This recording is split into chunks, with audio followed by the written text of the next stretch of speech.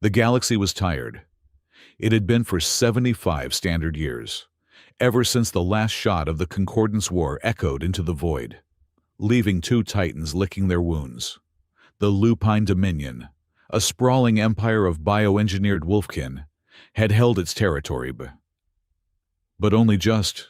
Their enemy, the Serene, conquered. A vast and chillingly quiet alliance of alien species had retreated to consolidate its own gains. In the messy aftermath, the great Terran Empire, humanity's millennia-old bastion, had simply crumbled, not from a final glorious battle, but from economic collapse, internal schisms, and the sheer exhaustion of being everyone's auxiliary force. Humanity, once a pillar of the galaxy, was now sand. Its people were scattered across the arms, drifting as mercenaries, engineers, merchants, and ghosts, clinging to the hulls of greater powers. They were the galaxy's skilled labor, its tragic backstory, and, too often, its punching bags. Nowhere was this power disparity more apparent than on Fenris Prime, the capital star of the Lupine Dominion. The Bloodwolf Hall was a monument to brutalist glory, carved from the heart of a mountain of black obsidian. Its chambers were so vast that microclimates formed near the vaulted ceilings, where captured nebulae swirled as holographic trophies of past conquests. The air hummed, thick with the scent of ozone, polished steel, and the heavy, musky pheromones of thousands of lupine nobles. Polished floors of volcanic glass reflected the cold, blue light of the Fenris star. At the far end, upon the howling throne, a jagged seat of unrefined iron spikes that resembled a frozen scream, sat the architect of the Dominion's survival. They called her the Wolf Empress, Raylan Ironfang. She was a living war god, even seated. Her presence crushed the air from the room. Raylan was not merely a ruler. She was a weapon. Stories, whispered in terrified awe across a dozen sectors, claimed her howl, amplified by the unique psycho-spiritual field of her species, could shatter the command links of an enemy fleet across light years, turning crews mad with primal terror. She had dragged armies back from the brink of oblivion with that voice alone.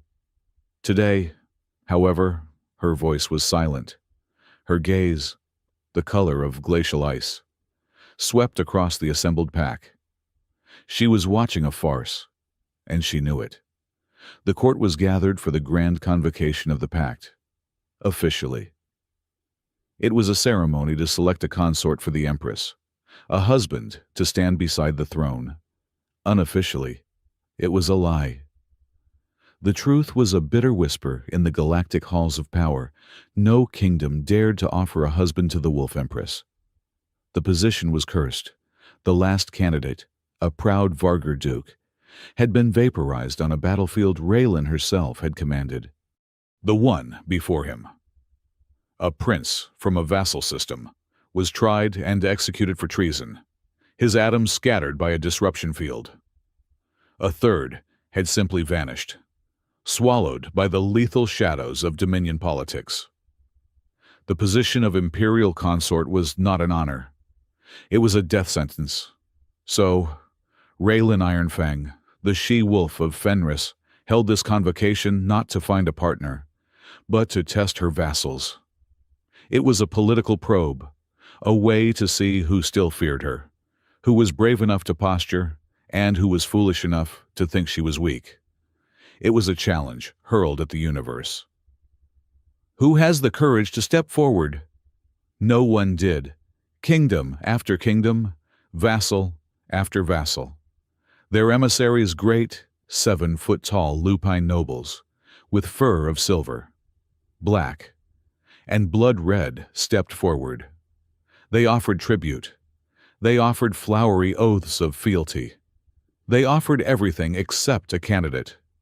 They bowed, their excuses slick with practiced diplomacy, their eyes carefully averted from the Empress's own. Raylan watched, her boredom a palpable force, colder than the obsidian walls. She despised the bootlicking, the fearful platitudes. It was all so predictable. In a shadowed alcove, far from the throne, and pressed against a pillar that smelled faintly of spilled wine, a man watched the performance with weary detachment. Adrian Hale was human. In this hall, that made him less than scenery. He was of average height, with graying hair kept short, and a face mapped with lines that spoke of too many bad days. He wore the simple, fire-retardant tunic of a hired guard, a kinetic blaster holstered discreetly at his hip. He leaned heavily on his left leg, the knee a ruin of old shrapnel and cheap cybernetics that always ached in the planet's heavy gravity. He looked like what he was, an old, tired soldier, just trying to get through the day to his next drink. He was, by contract, the chief bodyguard for the third-rate mercantile delegation from the tiny, asteroid-bound barony of Xylos. His lord, a nervous, fur-slicked lupine merchant named Kale, was currently sweating profusely, waiting for his turn to be ignored by the Empress. Adrian had been an officer once, a special operations captain in the Terran Vanguard, before the Vanguard shattered and its remnants became sellswords. Now he babysat rich merchants and tried not to think about the past. He took a sip from a concealed flask, the raw synth whiskey, burning a familiar, welcome path down his throat. He just wanted this day to end. Then, things went wrong, as they always did. "Lord Kale of Xylos!" the herald bellowed, his voice amplified by the hall's acoustics.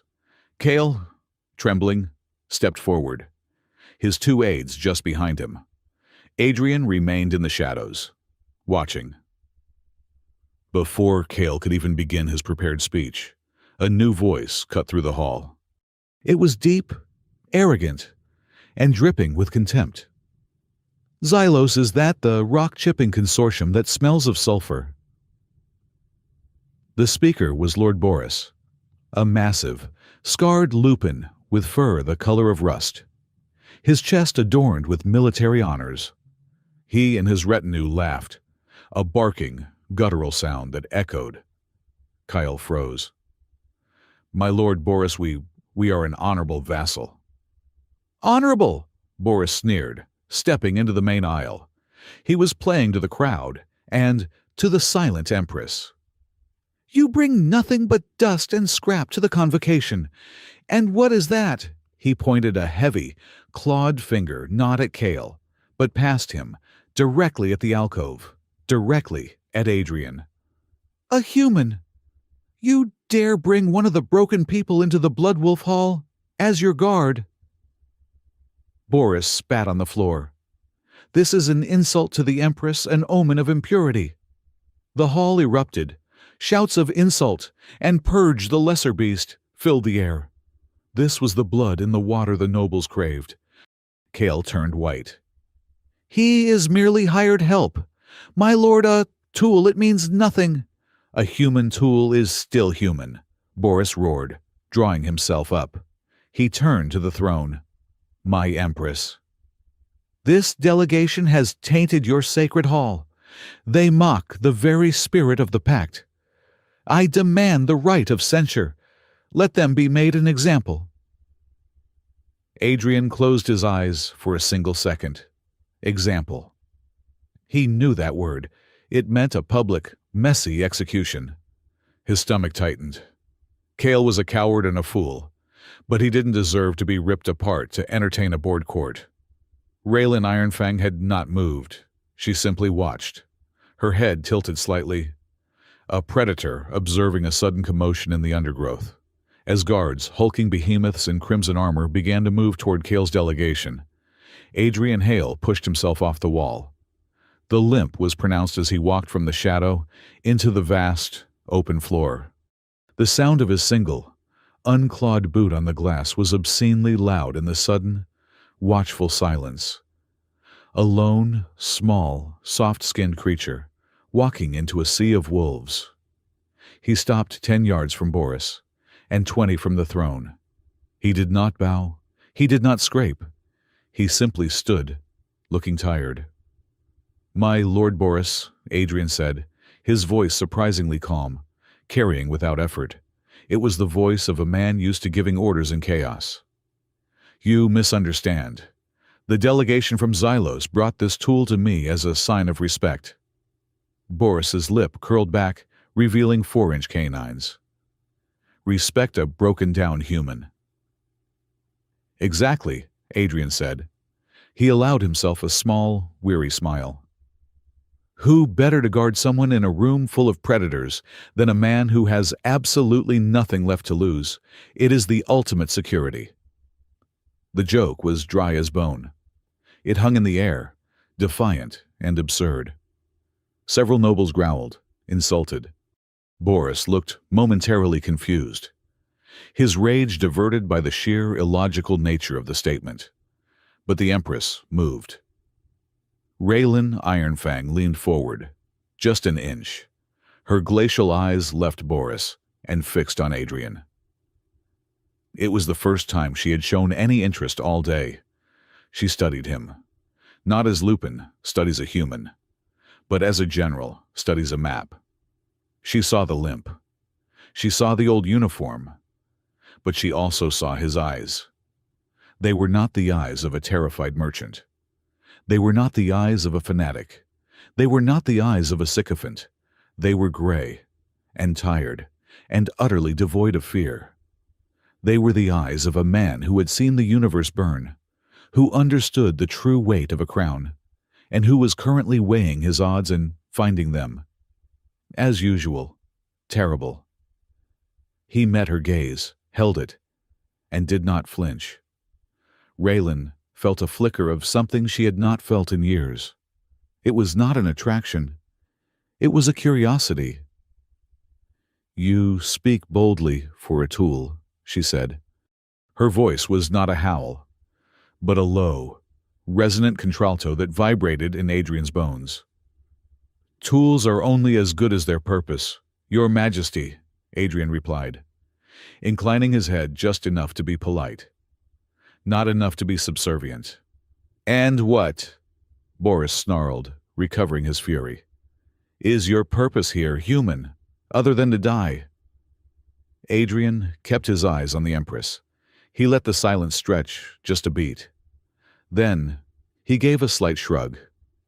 "Well, I was just listening to the proceedings," he said, his tone conversational, as if discussing the weather. "I heard that no kingdom, no vassal, no one in this entire glorious dominion dared to offer a candidate for the imperial consort." He paused, then smiled, that same tired, humorless smile. "So," he finished, "if no one else will then let humanity try." The silence that followed was not silence. It was the sound of 3,000 lupine nobles simultaneously ceasing to breathe. The air pressure in the hall seemed to drop. Boris's jaw hung open. Kale, behind Adrian, made a small, choking sound and fainted. Adrian Hale, a landless, titleless human mercenary, had just nominated himself as a husband for the Wolf Empress. Boris was the first to find his voice. He roared, a sound of pure, murderous outrage. Blasphemy. He mocks the throne. He mocks the Empress. I will kill him myself. The scarred noble lunged, his claws extended, aiming to tear Adrian's throat out.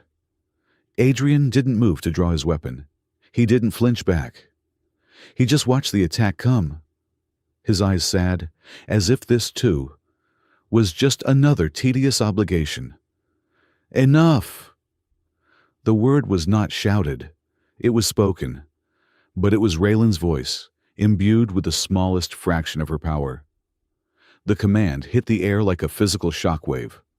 Boris stopped dead, frozen in his lunge, his muscles locked, trembling from the psychic force. The entire hall winced, many nobles lowering their heads, whining in submission. Raylan Ironfang stood, slowly, gracefully. She descended the steps of the howling throne. She was taller than any of them, a column of silver white fur and black armor. She walked past the petrified Boris and stopped directly in front of the human. She towered over him. He had to crane his neck to look up at her. She studied his face, her nostrils flaring slightly, taking in his scent sweat, synth whiskey, old fear, and something else like iron and ozone. "You know what you have just done, human?" she asked, her voice quiet. "I think so," Adrian said, his own voice raspy. "I offered to solve a political impasse, or I just got my boss executed. 50-50, really." A sound rippled through the nearest ranks. It was a sound so alien in this hall that it took a moment to identify a few nobles were trying to suppress laughter. The sheer, suicidal audacity of the human was, in its own way, hilarious. Raylan's lips twitched. It was not a smile. Not quite. "You are a veteran," she stated. It was not a question. "Terran Vanguard, Special Operations. Your knee is ruined by conquered shrapnel. Your file says you were discharged for insubordination after the Battle of Cygnus 3. Adrian's blood ran cold. She had access to his file, his sealed Vanguard file. "You know who I am," he said flatly. "I know what you were," she corrected. "I am more interested in what you are, a fool, a jester, or the first truly brave man I have seen this decade." "I'm just a bodyguard, Your Majesty," Adrian said. "And my client is unconscious on your floor.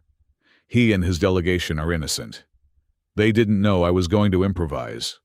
If blood is required for this breach of protocol, take mine. Let them go." He offered his life. Just like that. A simple transaction. A human, bartering his own blood, worthless in this hall, for the lives of a few lupine merchants. He was playing a game of poker with an empire, and he had just gone all in with an empty hand. Raylan stared at him, and the spark of curiosity became a slow, burning fire. All her life, she had been surrounded by wolves who postured, who schemed for power, who feared her strength. This man, this broken, small, soft-skinned creature, looked at her as if she were just another officer, another problem to be managed. He did not desire her.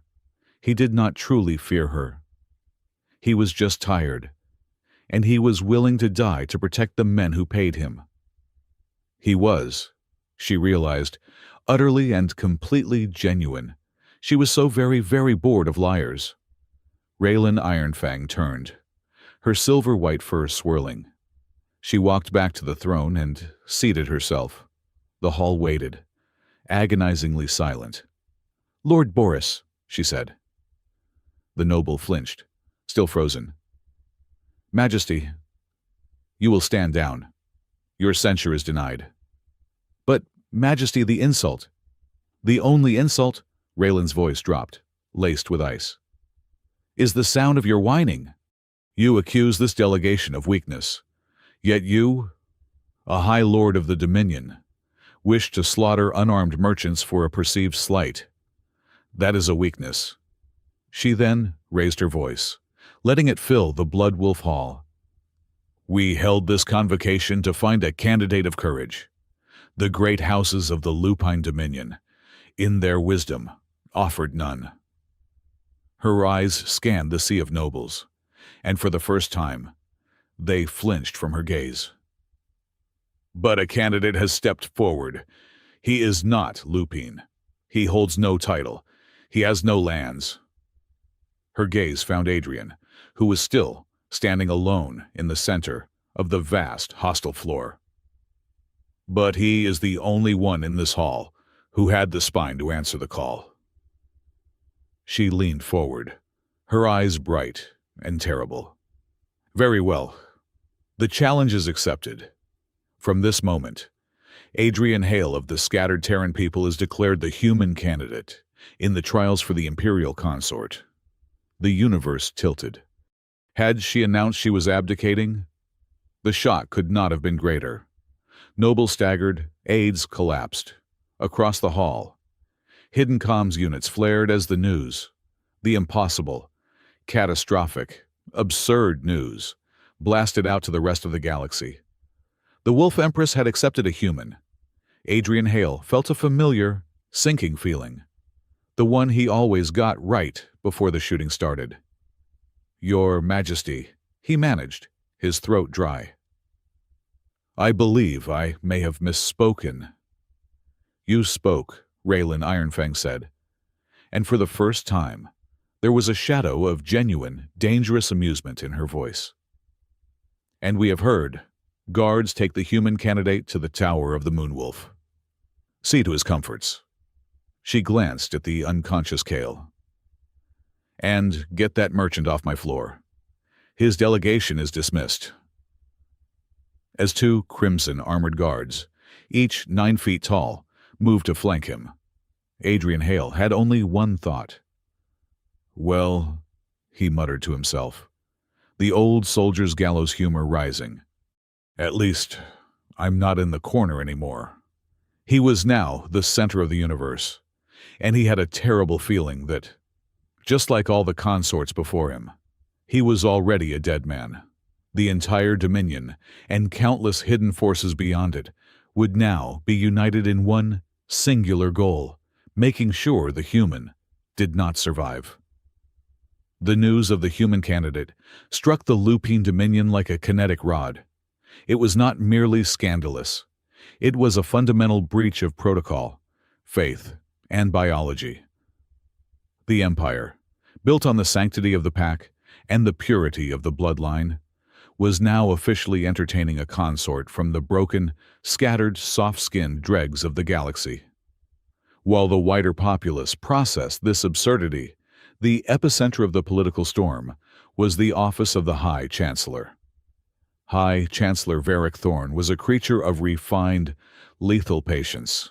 Unlike the muscled, scarred warriors of the court, Varric was a gray wolf, slender, and impeccably groomed. His fur the color of polished steel. His age was impossible to determine. His eyes held the ancient, cold cunning of a creature who had seen empires rise and fall, and had profited from both. He was the second most powerful individual in the Dominion, the architect of its bureaucracy, the master of its intricate spy networks, and the voice that whispered in the Empress's ear when the howling was done. When he heard the proclamation from the Bloodwolf Hall, he did not rage. He did not break the priceless obsidian decanter on his desk. He simply placed his stylus down, folded his clawed hands, and stared at the holographic representation of Fenris Prime for a full 10 minutes. To Varric, this was not just an insult. It was a symptom of a disease. Raylan was growing unpredictable, driven by her isolation and her dangerous sentimentality. This human, this insect, was not the problem. He was a piece of grit in the gears. The true problem was the gear itself. "Korg," Varric said, his voice a soft purr. A shadow detached itself from the corner of the room. A massive black-furred lupine, devoid of any rank or insignia, materialized by the desk.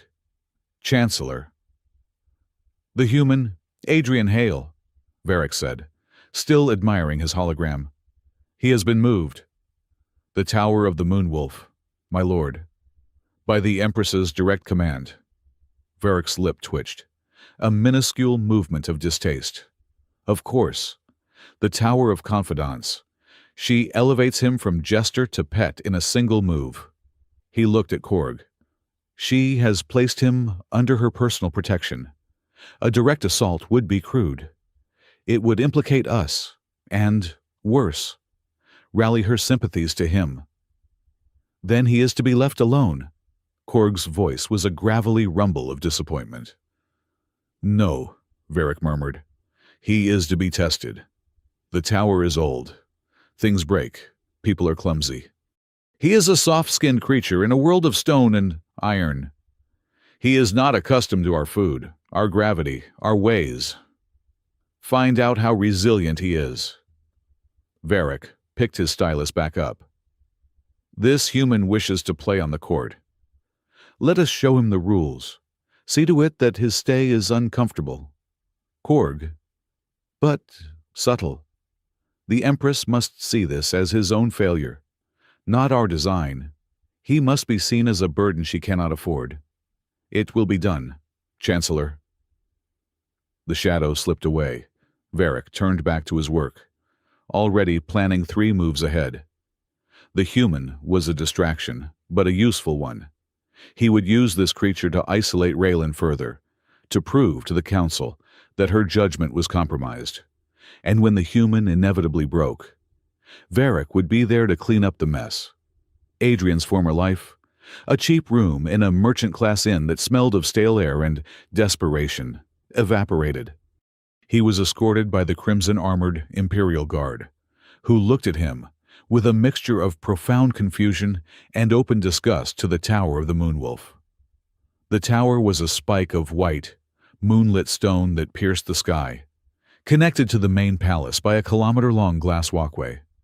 It was where favored advisors, distant royal relatives, and, historically, the Empress's most trusted confidants were housed. Giving Adrian a room here was not a subtle political statement. It was Raylan spray-painting a target on his back while simultaneously handing him a shield. It meant, he is mine. Touch him, and you answer me. The new quarters were oppressive in their luxury. The ceilings were 50 feet high. The bed was a sea of furs, clearly designed for a creature 3 times his weight.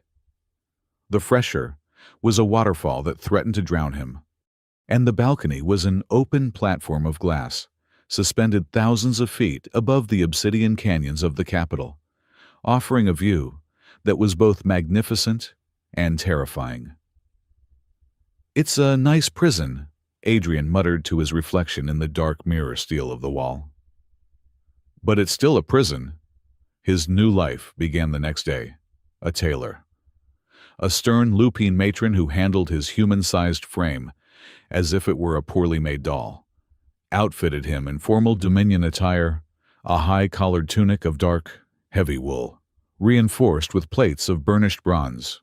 It was, he noted, effectively a light-duty armor. Then, he was summoned to the High Council. He was given a seat, not at the main table with the High Lords and Ministers, but in an alcove, slightly elevated, like a piece of art on display. The human exhibit, he thought wryly. The meeting was a masterclass in controlled aggression. It was chaired not by the Empress, who only attended critical war councils, but by High Chancellor Varric Thorn. Adrian watched, keeping his mouth shut and his profile as low as possible. He looked deliberately bored, occasionally faking a yawn, reinforcing their image of him as a clueless, out-of-his-depth primitive. But behind that mask, his tactical brain was dissecting every interaction. He saw the power dynamics instantly. He saw Lord Boris, the noble who had tried to kill him, arguing furiously for increased tariffs on the Orion colonies. And he saw Varric gently, almost invisibly, guide the conversation until Boris had essentially argued himself into a corner, contradicting a trade pact he himself had signed 5 years prior. He saw the Minister of Fleets, a sharp-snouted female with silver-tipped fur, present a flawless report on readiness, only to have Varric compliment her on her thoroughness in a tone that made it clear he knew she was hiding resource shortages in the Third Fleet. She nearly flinched. Varric Thorn was the true power in this room. He was a puppet master, and everyone at the table was his marionette. He never raised his voice. He never threatened. He simply advised, suggested, and complimented his way to absolute control. Then, he turned his attention to Adrian. "And, of course, we must welcome our guest," Varric said, his voice sliding across the room like oiled silk. The entire council turned to stare. "The human candidate, we are so intrigued to have your perspective. Master Hale, tell us what Judsar what does a Terran think of our humble debate on agricultural tariffs? The room was silent. It was a trap, a question designed to make him look stupid, no matter the answer. If he gave a real opinion, he was arrogant. If he said nothing, he was a simpleton. Adrian blinked, as if waking up. He put on his best, confused lunk face. Tariffs, well, where I come from, sir, we mostly just argued about who got the last protein bar. Seems you folks have bigger protein bars. A few of the younger, stupider nobles snickered. Boris sneered openly. Varric smiled, a cold, thin expression. How rustic. You see, my lords, the charming simplicity of the lesser races. It brings such clarity. But Adrian wasn't finished. He leaned forward, his expression still one of polite confusion. But I did notice one thing. You're increasing patrol ship production by 15% to protect the new trade lanes you're proposing. He pointed a single, unclawed finger at the holographic map. But all those new patrols are being routed to the Sekhmet sector. The trade lanes are going to the Volus sector. Those are on opposite sides of your border. The room, which had been simmering with quiet contempt, went utterly still. Adrian went on, as if talking to himself. Back in Vanguard, when we diverted a defensive fleet away from a new asset, it usually meant one of two things. Either we were idiots, or we wanted the asset to get hit. To give us an excuse to, hit back, harder. He looked at Varric, his eyes wide and innocent. You all are much smarter than us, of course. I'm sure it's just a clerical error. The Minister of Fleet stared at Adrian, her jaw slightly open. Lord Boris looked confused, but Varric's eyes narrowed, just for a fraction of a second. The smile never left his face, but it was now a rictus. The human wasn't a simpleton. He was a soldier.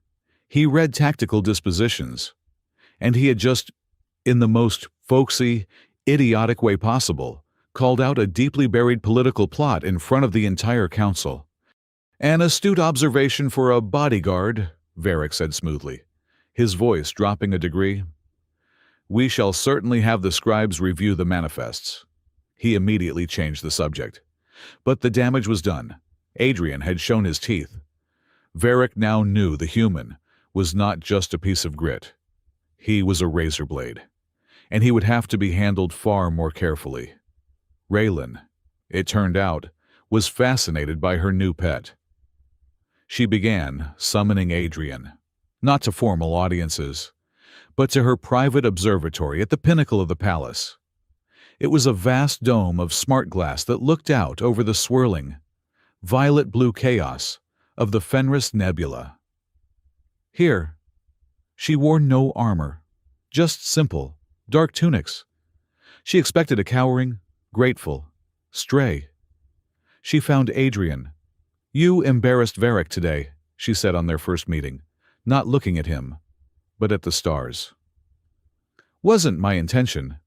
Your Majesty, Adrian said, standing a respectful 10 feet away. He was studying the room. One entrance, one exit. The glass was at least 10 inches thick, armored. I just pointed out a typo. My Chancellor does not make typos, Raylan stated. You accused him of plotting a false flag operation against the Volus hive worlds. In my High Council. Well, in that case, I'd like to formally request a bodyguard. For me, maybe a food taster, and one of those big, fluffy pillows. The floor in my new room is very hard. Raylan turned. She was expecting him to beg for forgiveness. He was making jokes. It was infuriating. Do you find your life amusing, human? Occasionally. Adrian shrugged, his bad knee throbbing.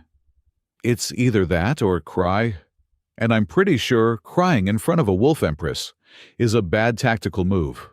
Sir, do not call me sir. I am not one of your old commanders. No, ma'am, they were shorter. She growled, a low, dangerous sound that rattled the star charts. You are balancing on a knife's edge. Your continued breathing is a matter of my personal whim. You would do well to remember that. I do, Adrian said, his voice suddenly quiet, the humor gone. I remember it every second. You know what the problem with being on a knife's edge is. You can't get comfortable. You're not allowed to. You have to stay awake. He met her gaze. You're on one, too, a much bigger one. Only yours is a throne. And you haven't slept, really slept, in years. Her glacial eyes widened. All the power, all the divine right, all the predatory majesty, and this little, broken human saw, in a single glance, the one truth she kept buried under iron, her exhaustion. She was so tired. You know nothing of my burdens, she whispered, her voice laced with sudden venom. I know burdens, he countered, just as quietly. I know what it's like to be a symbol, to have to be stronger, tougher, and colder than you really are. Because if you flinch, everyone behind you dies, he gestured to the nebula. You just do it on a galactic scale. I did it on a platoon level. The math is the same. The part of you that it corrodes is the same. They stared at each other for a long time, the war god and the old soldier. Varric tells me I should have you executed, she said. That you are a destabilizing element, a joke that has gone too far. He's probably right, Adrian said. It would certainly make his paperwork easier. But, Raylan continued, turning back to the stars, he is predictable, and you are not. That has a value? She paused. You will attend the sparring rites tomorrow, with my honor guard. Sparring. Adrian's stomach dropped. Your Majesty, I'm a bodyguard. I shoot people. I don't spar with 9-foot-tall superwolves. Then you will learn, Raylan said. Or you will die. Either way, it will be clarified. The sparring rite was a disaster. At least, it started that way. The armory was a cavern of steel. The Imperial Guard, led by a stern, scarred female named Captain Mira Kesh, were practicing with ceremonial shock pikes. Mira despised Adrian on sight. He was everything she was not: small, weak, non-lupine, and, worst of all, clearly untrained in the glorious traditions of the pack. The human will spar with Horg, Mira commanded, pointing to a mountain of muscle with dull gray fur. Horg grinned, cracking his knuckles. He picked up a weighted training staff. Give him a staff, Mira ordered. Adrian looked at the 8-foot-long iron bar they offered him. He tried to lift it. He barely could. His bad knee wobbled. This is, he wheezed, a little outside my weight class.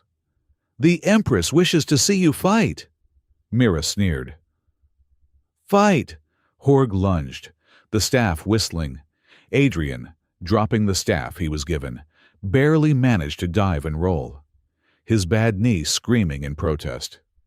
The staff shattered the stone floor where he'd been standing. The guards laughed. This is stupid, Adrian panted, scrambling to his feet. Again, Mira commanded. Horg lunged again. Adrian dodged. But the wind of the blow knocked him off balance. He was too slow, too weak, too small. He was also a Terran Vanguard special operative. And he was getting very, very annoyed. On the third pass, Horg, bored, swung in a wide, contemptuous arc designed to break Adrian's ribs. Adrian did not dodge. He stepped inside the swing. It was a move no Lupine would ever make. It was illogical. It was suicidal. It brought him chest to chest with a creature that could bench press a shuttle. In that single, compressed moment, Adrian moved. He wasn't strong. He was precise.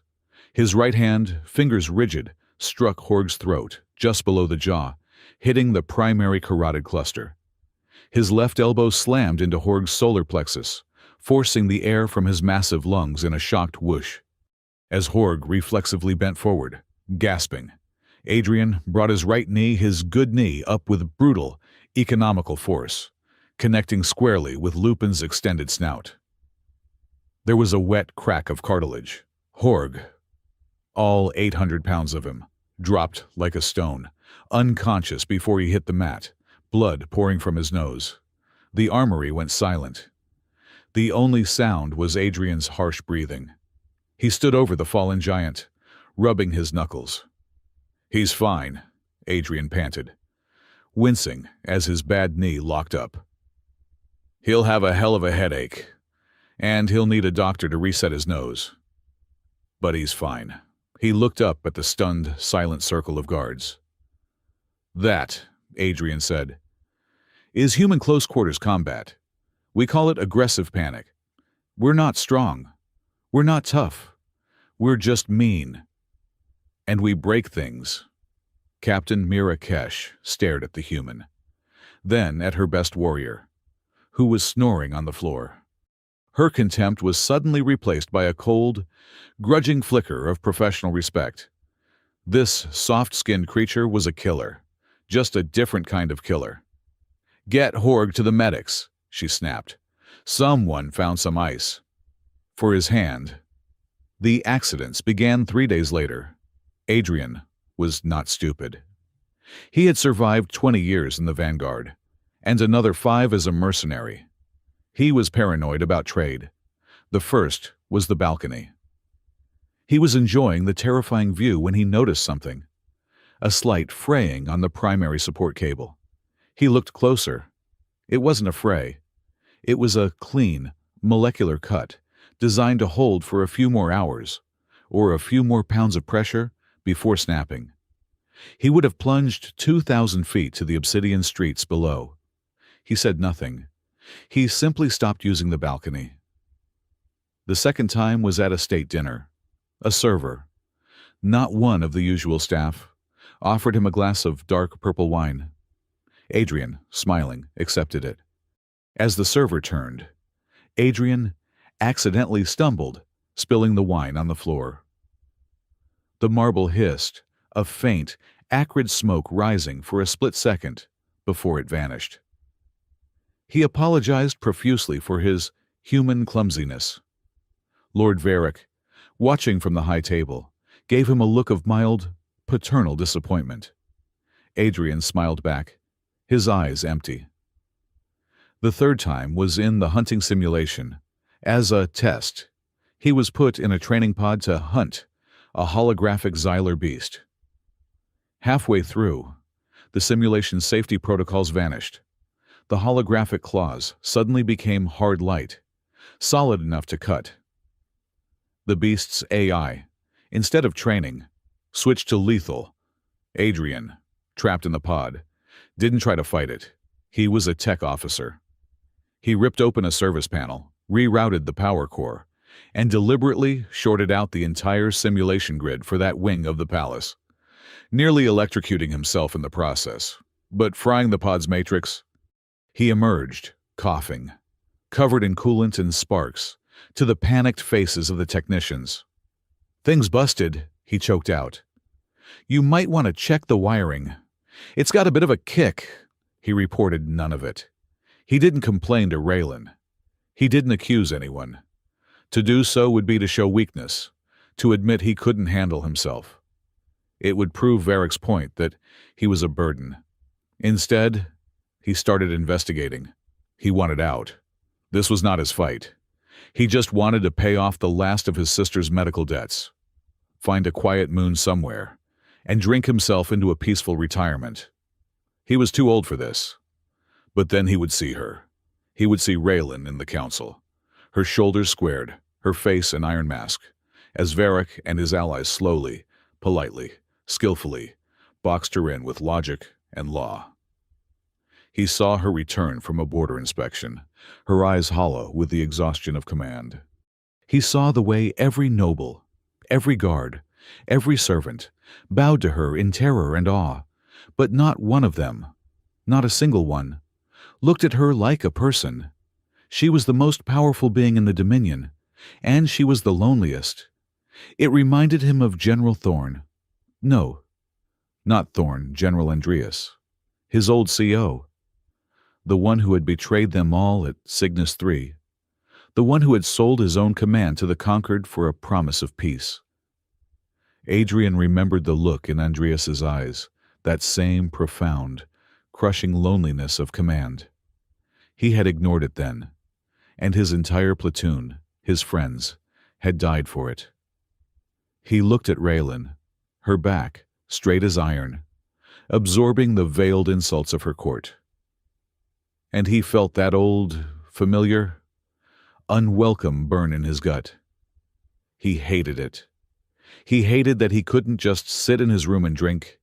He hated that this magnificent, terrifying, utterly isolated Wolf Queen made him care. Damn it, he whispered to himself, watching her dismiss the fawning council. Damn it all to hell. He couldn't leave. He couldn't just walk away. Not again. His quiet investigation, using skills he hadn't touched in years, slicing low-level comms, bribing disgruntled kitchen staff with his whiskey flask, planting micro-recorders, paid off. The cut support cable was done by a maintenance worker who had a sudden, massive gambling debt paid off, by an account linked to a holding company owned by Lord Boris. The server with the poisoned wine was a new hire, sponsored by a minor noble who owed his entire fortune to Varric. The simulation technician who accidentally loaded the lethal code was the nephew of Varric's own chief of staff. It was all clean, all deniable. Boris was the obvious culprit, the blunt instrument. But Adrian saw the pattern. He saw the elegant, precise, silken threads all leading back to the High Chancellor's office. This wasn't just a few nobles trying to kill the embarrassing human. This was a coordinated, systematic campaign of isolation. Varric wasn't just trying to kill him. He was trying to prove to Raylan that she couldn't protect anyone. That anyone she chose, anyone she favored, would die. He was reinforcing the walls of her prison, reminding her that she was, and always, must be, alone. Adrian stood on the small, safe portion of his balcony, looking at the cold, blue light of the Fenris star. "You're a clever bastard, Varric," he murmured into the wind. "But you're not trying to kill a consort. You're trying to break a woman." He took a long, slow breath, the cold air burning his lungs. His bad knee ached. He was tired and he was scared. And he was, for the first time in a very long time, angry. "That," he decided, "I can't let you do." The scandal of the human candidate was eclipsed, precisely 7 days later, by the sharp, metallic taste of impending war. News, delivered by courier drone and confirmed by astropathic howl, slammed into the High Council. A serene Concord battle group, numbering over 50 heavy cruisers, was massing in the void along the Dominion's border. They were not, their diplomatic communiques assured, posturing for an attack. They were merely conducting stabilization maneuvers in response to alarming reports of internal instability within the Dominion court. The reports, of course, all centered on the destabilizing influence of a non-lupine entity being given unprecedented access to the throne. The implication was as subtle as a plasma cannon. The human was the problem. "They use him as an excuse," Captain Mira Kesh growled, her hand resting on the hilt of her ceremonial blade. She was now, to her own surprise, part of Adrian's regular security detail. "They have wanted this war for a decade. Now, they believe we are divided." "We are divided," a new voice said. Adrian Hale was, for the first time, seated at a table, albeit a small one, in Raylan's private solar. The Empress herself stood before a tactical hologram of the border, her arms crossed, her silver-white fur seeming to bristle. High Chancellor Varric Thorn was present, his steel-gray fur immaculate, his expression one of deep, paternal concern. "Your Majesty," Varric said, his voice a balm of pure reason. "The Concord is opportunistic. They see a fractured court. They see our vassals confused, whispering. They see this human, and they smell weakness." "They smell what you have been feeding them, Chancellor," Raylan snapped, her voice low. Varric's composure did not break. He merely inclined his head. "I feed them nothing but the truth, Majesty. And the truth is that your experiment has given them the casus belli they craved." "So, what is your solution, Varric?" She challenged me. "Bend the knee. Send them a tribute, apologize for my choice of consort." Adrian shifted, his bad knee throbbing. He felt like a piece of meat being discussed by butchers. "My solution," Varric said softly, "is stability. The Concord respects strength, but it values order. They are a collective. They despise aberrations." He did not look at Adrian. But the word hung in the air, aimed directly at him. "This is a private council. Varric, speak plainly." The Chancellor took a slow breath. "A closed-session hearing was held by the War Council last night. I was persuaded to present their findings." He activated a datapad. "The motion is simple. We provide stability. We remove the aberration. The human candidate, Adrian Hale, is to be quietly and humanely executed. His death will be ruled an accident, a tragic consequence of his frail biology being unable to cope with our environment." Adrian's blood turned to ice. He looked at Varric, who refused to meet his gaze. "In his place," Varric continued, as if discussing catering, "a new convocation will be held, a proper one. Lord Boris, despite his temper, has offered his eldest son, a fine, pure-blooded warrior. A union is formed. The vassals are calmed." "And the Concord," Raylan whispered, her voice shaking with a rage so cold it burned. "The Concord will be sent a gesture of goodwill, a minor concession on the Sekhmet trade routes. They will see our houses back in order. They will see a strong, traditional, lupine union. They will withdraw their fleet." He looked at Raylan, his eyes full of practiced sympathy. "It is a small price, Majesty. One life, one human life, for peace, for the survival of the Dominion." "No," Raylan said. Varric blinked. "Majesty." "No, absolutely not." She strode from the hologram and stood directly in front of Varric, towering over him. "You will not sacrifice anyone to appease those manipulative cowards. And you will never again suggest I murder a guest under my protection to solve a political problem you helped create?" "Majesty, I am only thinking of the—" "I know what you are thinking of, Chancellor," she growled, her voice dropping into the command register. "You are thinking of your own power. You are thinking of how this chaos allows you to present yourself as the only sane voice in the room. You see this as an opportunity. I see it as treason." Varric's mask finally cracked. A low, dangerous snarl rumbled in his chest, and his upper lip curled, just for a second. "You are mistaken. Your fondness for this pet is clouding your judgment. The council will be heard." "Then let them be heard," Raylan said. "But I am the Empress, and my answer is no. This human is mine. The Concord can go back to their dark space and choke on their stabilization. We will prepare the fleet for war. You are dismissed, Chancellor." For a long, terrible moment, Varric Thorn stood his ground. The air thrummed with the pressure of two alpha wills colliding, Then, with a control that was almost more terrifying than his anger, Varric composed himself. He bowed, a deep, slow, mocking bow. "As you command, Empress." He turned and strode from the room, his every line radiating cold, murderous fury. Adrian finally let out the breath he had been holding. "Well, that was bracing. I'm going to go ahead and assume my approval rating with the War Council is not high." Raylan turned to him, her eyes still blazing. "This is not a joke. Adrian, he meant it. He would see you dead in a second to achieve his order." "I know," Adrian said, standing up, his own anger surfacing. "But he's not wrong about one thing, is he? I am the problem. Well, this is all happening because I opened my stupid mouth in the hall."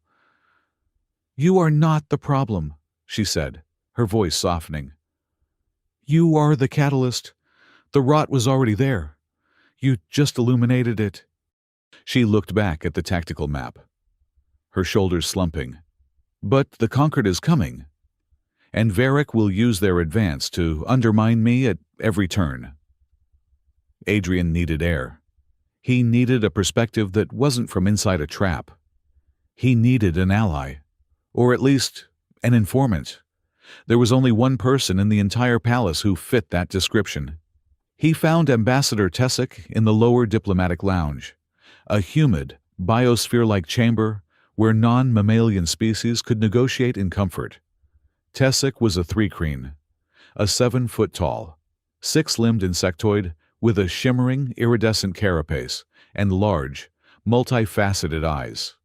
He was smoking a bubbling hookah that smelled faintly of ammonia and cinnamon. He was, by all accounts, a degenerate, a gossip, and the most ruthlessly intelligent ambassador on Fenris Prime. He also had a documented fondness for humans. Ah, the human pet. Tessic's mandibles clicked in. What Adrian had learned was the three-creen equivalent of a smirk. "Come. Click, click, share my smoke. It will open your mind.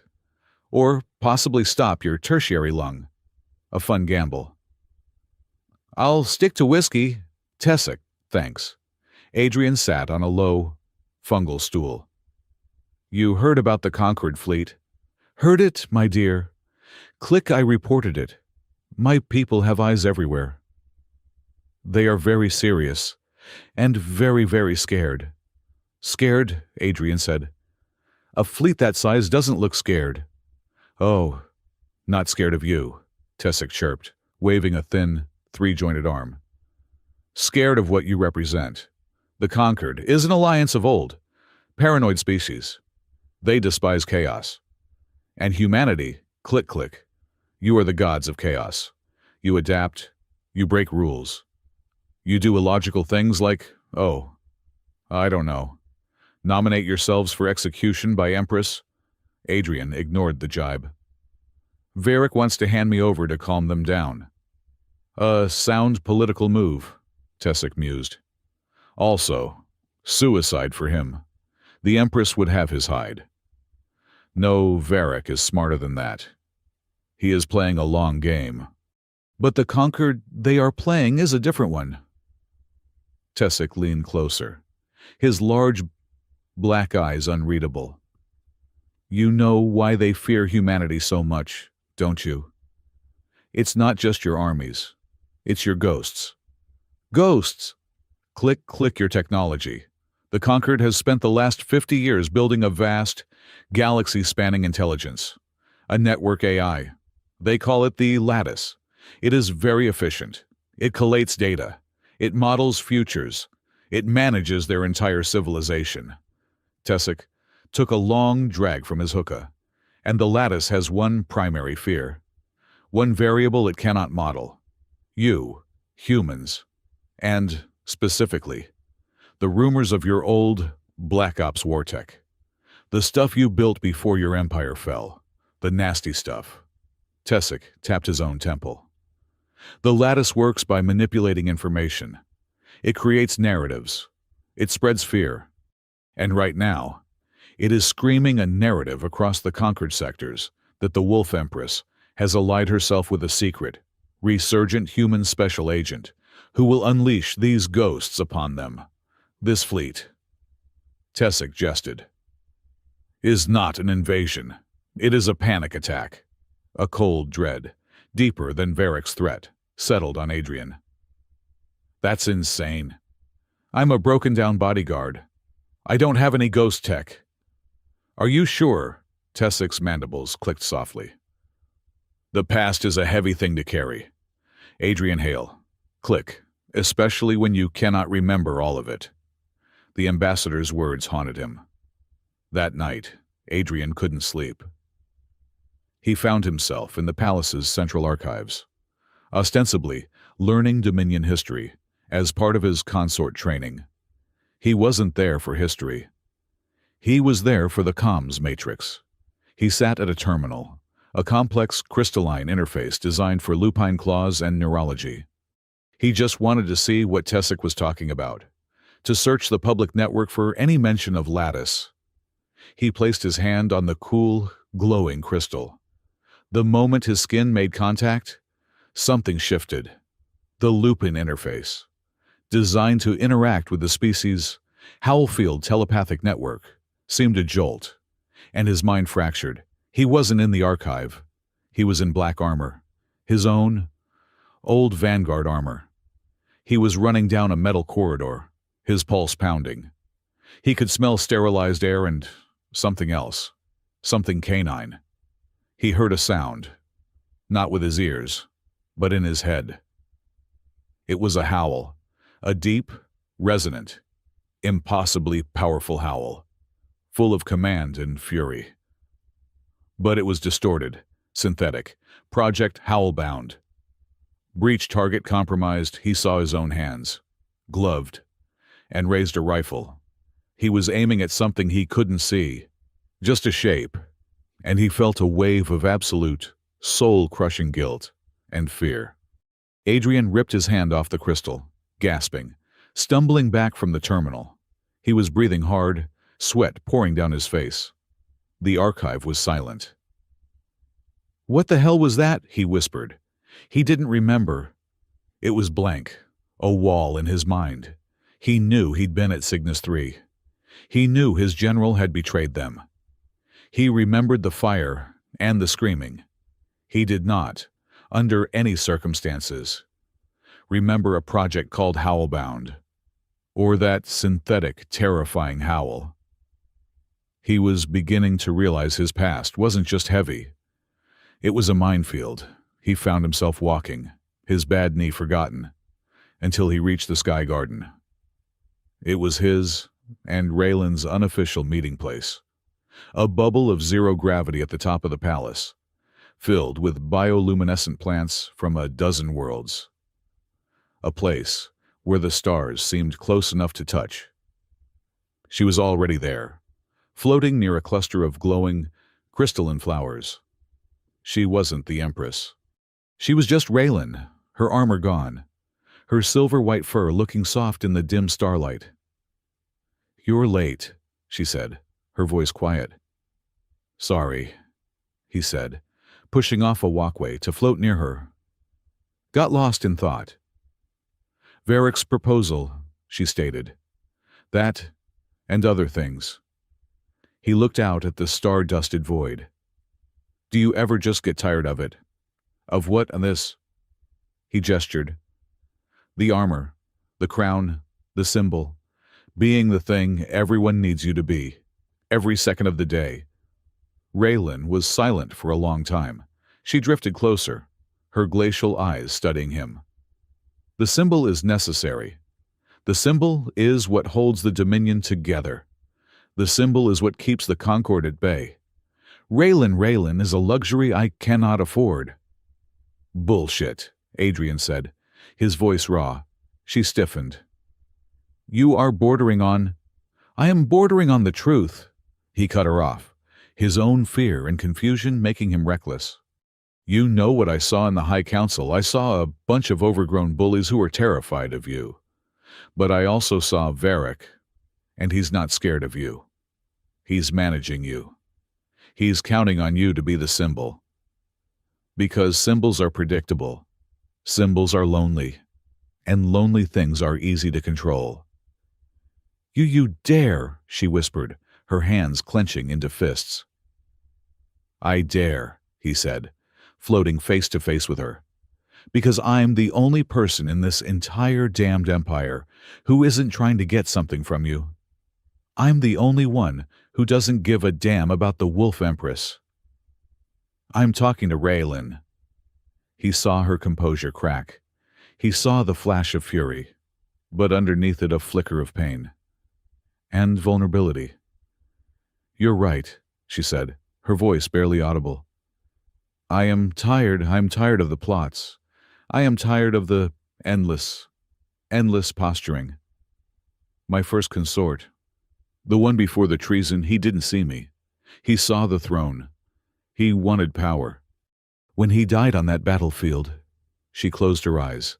I felt relieved he was gone, and I have hated myself for it every day since. It was a confession that could have cost her the throne, a moment of weakness, so profound it staggered him. My general, Adrian, found himself saying, the words tumbling out. The one at Cygnus 3. Andreas, he sold us out, got my whole team killed. I was the only survivor. I've spent the last 10 years telling myself I hated him for the betrayal. But the truth, he looked away. The truth is, I hated him because I understood him. I saw him being crushed by the command. And I did nothing. I just let him break. I let my friends die because I was too scared to step up. They floated in silence. Two broken soldiers, confessions hanging in the zero gravity between them. You, Raylan said, her voice thick, have an infuriating ability to see the things I hide. It's the human ghost tech, Adrian said, trying for a joke. We call it empathy. It's not very tactical. She looked at him, and the distance between them, the vast gulf of species and power, suddenly felt small. She saw the lines of pain around his eyes, the guilt he carried like a shroud. And she saw that, despite it all, he was still here. He hadn't run, he hadn't broken. You're not a pet, Adrian Hale, she said. That's good to know. And you are not a jester. Well, now I'm just getting disappointed. She reached out, a slow, hesitant movement. Her large, clawed hand gently touched his shoulder. It was not a gesture of command. It was contact. His skin tingled where her fur brushed him. You are, she said, the most profoundly irritating and the most profoundly honest creature I have ever met. I'll take it, he breathed. The moment was broken by a chime. Raylan's official comm. She sighed. The Empress returning. Yes. My apologies, Majesty. Varric's voice, smooth as ever. But the other candidates have arrived. The Vargar Prince and Lord Boris's son. They are insistent on the consort trials beginning. As is tradition. Raylan looked at Adrian, her eyes hardening. Of course. Tradition. Inform the court I will be there in 1 hour. Adrian, now emboldened, spent the next few hours digging. He had to know. He had to know if he was the weapon Varric was waiting for. He bypassed the archives. He went to the guard armory, to Captain Mira's office. He used her terminal, citing consort, trial security protocols. He didn't just touch the comms matrix. He hacked it, using old Vanguard backdoor codes. And he found it. It was buried deep in the palace's core command network. A ghost. A hidden signal, cloaked in lupine code. But the encryption key was old, ancient. It was a Terran Vanguard military protocol. His protocol. It was a dead man's switch, a beacon. And it was communicating. It was sending tiny, encrypted data bursts, not to Varric, but out, to the border, To the serene conquered. To the lattice, Adrian felt sick. Tessic was right. Varric was playing one game, but the lattice was playing another. It wasn't just reacting to him. It was using him. Or using this thing inside the Dominion network that spoke his language. He wanted to tell Raylan, "But how, Your Majesty? I think I'm a sleeper agent, or maybe just the key. And the enemy AI knows my call signs." He was a threat. He was the one stable thing in her life. And he was a live bomb. He had no choice. He had to see this through. The consort trial was a pathetic farce, held in the cavernous Bloodwolf Hall. Lord Boris's son, Horgath, was a younger, stupider version of his father, all muscle and sneers. The Vargyr prince was a tall, avian-like creature who looked physically ill from the heavy gravity and the musky scent of the Lupin court. And then there was Adrian, the human. The trial of strategy. The Herald announced. The candidates will face a challenge to their tactical acumen. Raylan was on the howling throne, Varric at her side, his face a mask of smug satisfaction. This was his design, a public humiliation. A platform was raised, revealing 3 holographic projectors. "You will," Varric explained, "command a simulated fleet against a historical pirate threat. We shall see whose mind is sharpest." The 2 lupine candidates scoffed. The Vargyr looked like he was going to vomit. "It's a game," Adrian muttered. "He's going to kill her. And we're playing a game." "Candidate Hale," Varric said. "You will go first. Show us the tactical genius of humanity." Adrian stepped onto the platform. The lights dimmed. The hall watched, and that's when the assassin struck. It wasn't a bomb. It was too precise. From a high alcove, a single beam of shimmering, unstable red energy shot through the air. It was not a laser. It was a Concord-make phase rifle, a forbidden weapon, capable of passing through shields and armor to atomize the target from within. It was aimed directly at Raylan's heart. Mira Kesh roared, "Empress!" and "Dove!" But she was too far. The beam was too fast. Raylan's eyes widened, her warrior's instincts screaming, but she was trapped on the throne. Adrian didn't think. He didn't plan. He just reacted. He was closer than Mira. He was already in motion. He launched himself off the platform, not at Raylan, not to shield her. He lunged at the beam itself. Time slowed. He saw the red line of energy. He saw Raylan's shocked face. He felt that old, familiar guilt. Not again. He thrust out his left hand. His palm connected with the phase beam. There was no impact, no heat, just a connection. The red, shimmering energy, which should have passed through his hand and vaporized his arm, suddenly hit him. It stopped. The hall gasped. Varric's eyes went wide. For a single, blinding second. Adrian's entire arm lit up. The skin became translucent, revealing a complex, glowing, blue-white tracery of circuits and power nodes beneath. An implant. A system he never knew he had. The red energy of the beam seemed to flow into him, diverted, absorbed. And then it shattered. The beam dissolved into a harmless shower of static. The smell of ozone and burning circuits filled the air. Adrian collapsed to the steps of the dais, his entire left arm smoking, numb, and useless. Chaos erupted.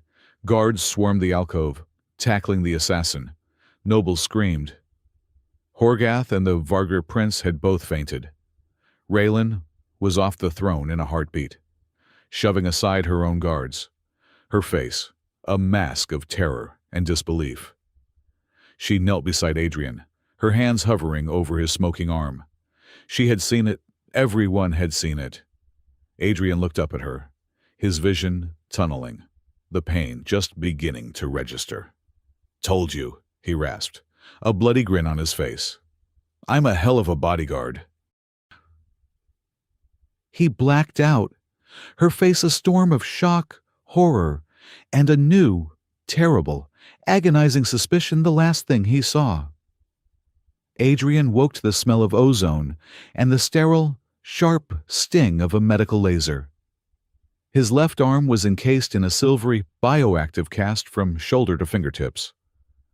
A lupine doctor, a tall, gaunt wolf with spectacles perched on his snout, was looking at a datapad.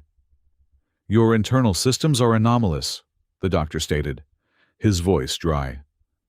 "The phase energy was absorbed by a network of subcutaneous implants I cannot identify. They are not lupin. They are not, in fact, like any technology in our database. They appear to be Terran, very old, and very illegal." "So no permanent damage," Adrian grunted, sitting up. His entire body ached. "The implants self-repaired, mostly.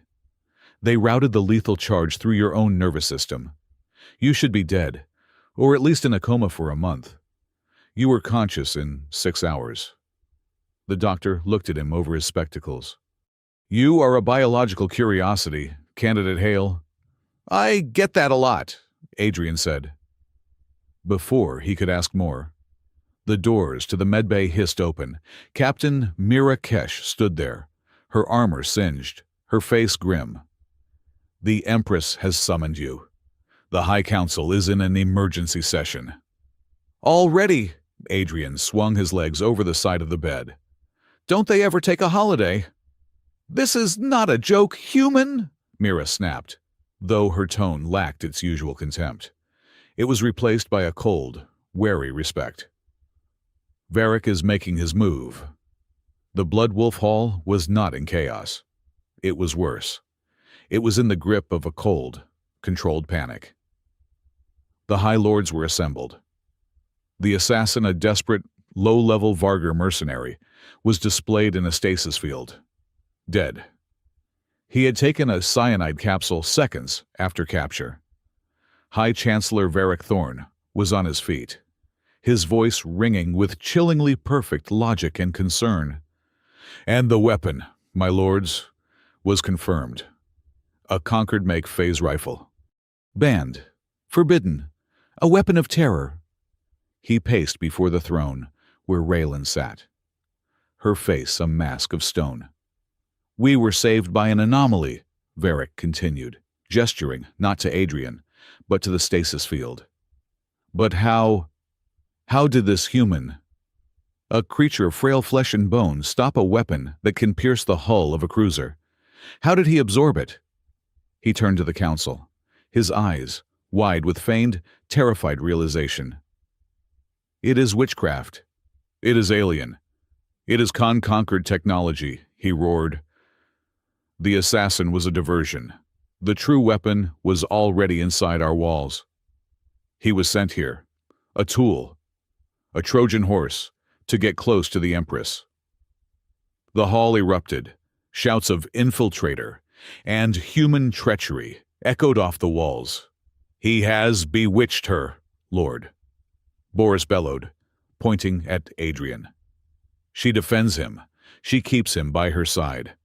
And now, the conquered fleet masses on our border, waiting for their agent to complete his work." "Chancellor," Raylan's voice cut through the noise like a glacier, "you are bordering on hysteria and treason." "I am bordering on survival, Majesty," Varric shot back, his mask of subservience finally gone, replaced by righteous fury. He was playing his trump card. "The Council demands action. We demand this thing be placed in total isolation. He must be examined. We must know how deep Concord's infiltration goes." He knelt, a perfect dramatic gesture. "I beg you to give me the authority to supervise the human. Place his security under my control. And you must limit your own exposure. For the good of the Dominion. Step back from state affairs until we can be sure you have not been compromised." "It was a coup. Bloodless, logical, and wrapped in the flag of security." He was asking to imprison Adrian and make the Empress a figurehead in one move. Raylan looked at Varric, her eyes burning with hatred so pure it was almost visible. She saw the trap. If she said yes, she lost. If she said no, she said. The council gasped. Majesty, Varric said, rising, his voice full of sorrow. You are proving my point. Your attachment makes you blind. You would risk the entire dominion for him. I risk nothing. Raylan stood, her full, terrifying height silencing the room. He is my candidate. He is under my protection.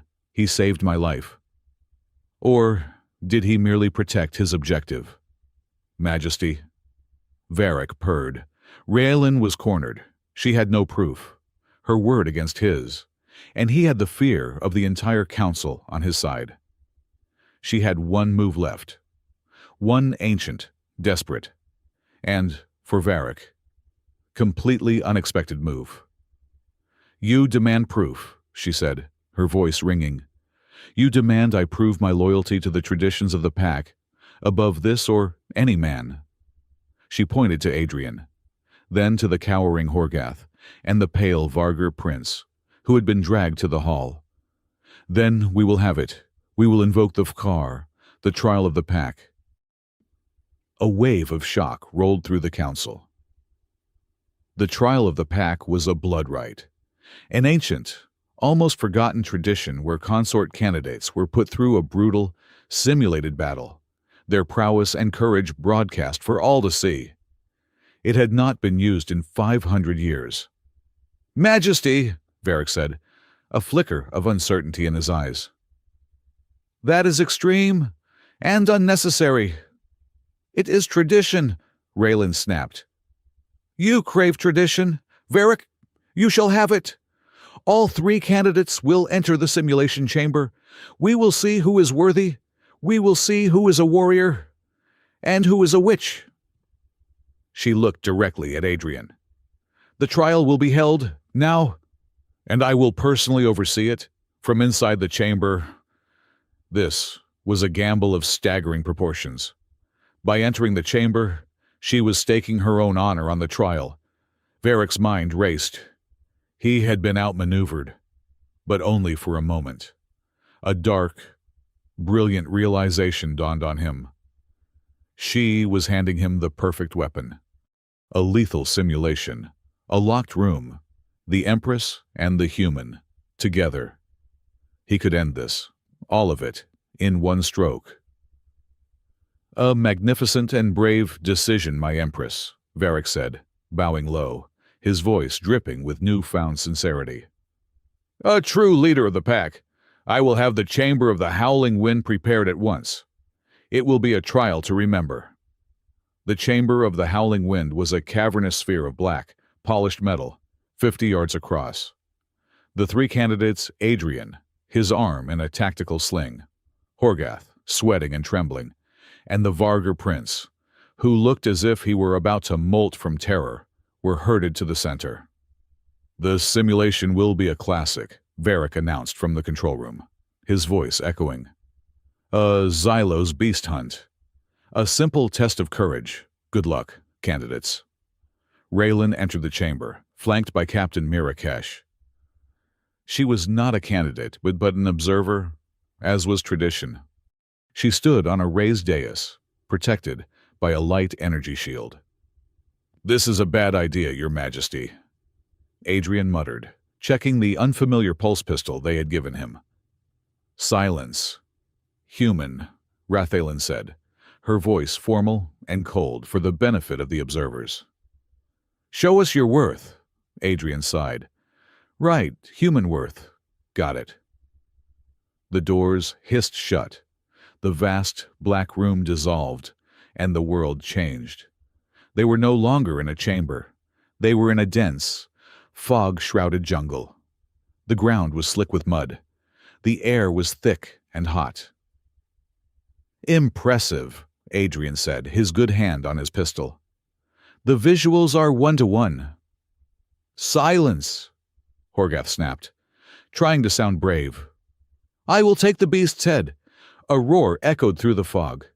The Vargar prince whimpered and fainted. Again? Okay, Adrian said. So it's just us and him. The roar came again. Closer. But it was wrong. It wasn't the guttural cry of a Xylos beast. It was a high-pitched, metallic shriek. Majesty, Mirakesh said, her voice tight. That is not a Xylos beast. The fog parted. It was not a beast. It was a conquered stalker drone. A 10-foot-tall, multi-limbed killing machine of black metal and red optics. Its arms ending in plasma cutters. It was a military-grade weapon, and it was hard light. It was real. Varric, Raylan roared, striking the wall. Stop the simulation. There was no answer. The shield, Majesty, Mira yelled. It's not. It's failing. The energy shield around Raylan's dais flickered, sparked, and died. Outside, in the control room, Varric watched his screens go dark, one by one. Chancellor, a technician cried.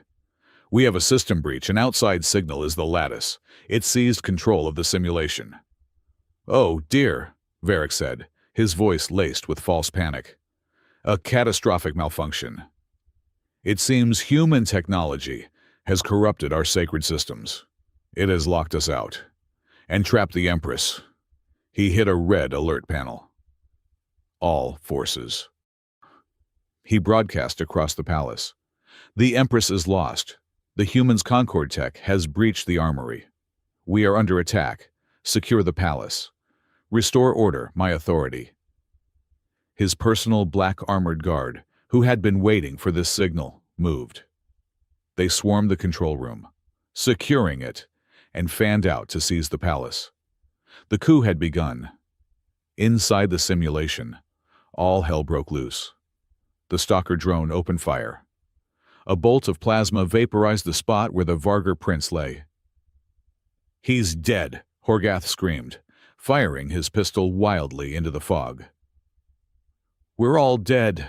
Not yet, Adrian yelled. He grabbed Horgath by the fur of his neck and threw him behind a holographic rock. Captain, flank it. Its side armor is weak.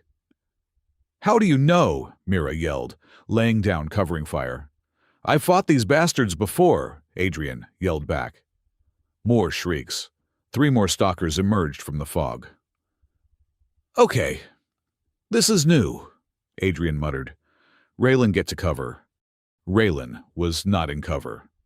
She had drawn her own sidearm, a massive hand cannon of a pistol, and was firing with cold, deadly precision. This simulation of the terrain, it is shifting, she growled. She was right. The jungle was melting, reforming. The ground beneath them turned from mud to jagged, metallic wreckage. It was a battlefield. A familiar battlefield. No, Adrian whispered, his blood running cold. I know this place, and this is Cygnus 3. This is the boneyard. What are you talking about? Mira yelled, dodging a plasma bolt. It's a memory, Adrian said, his mind racing. The lattice, it's using my old training protocols. He recognized the tactical setup. The pincer movement. The high ground suppression. This was Lesson 12 from Vanguard, Advanced Training. Horgath, cover that ridge, Adrian barked. I will not, Horgath stammered, paralyzed by fear. A stalker rounded the wreckage, its red eye fixing on him. It raised its cutter. Move, Adrian roared. He shoved the young noble aside, just as the plasma blade sliced down, taking Horgath's arm off at the shoulder. Horgath screamed, a high-pitched, agonizing sound, and collapsed. We are trapped, Raylan said, her voice grim, as she vaporized one of the stalkers. 2 more took its place. They are hurting us. Yes, into a kill box. Adrian knew exactly where this was going. We've got to break the pattern. They're expecting us to act like soldiers. We need to act like us. He looked at Raylan, Her eyes were wide, her fur matted with sweat. She was a warrior, but she was fighting a program. He was a soldier, but he knew this program. "I have an idea," he panted. "It's crazy, and it might kill me." "Your ideas are always crazy," Mira snapped.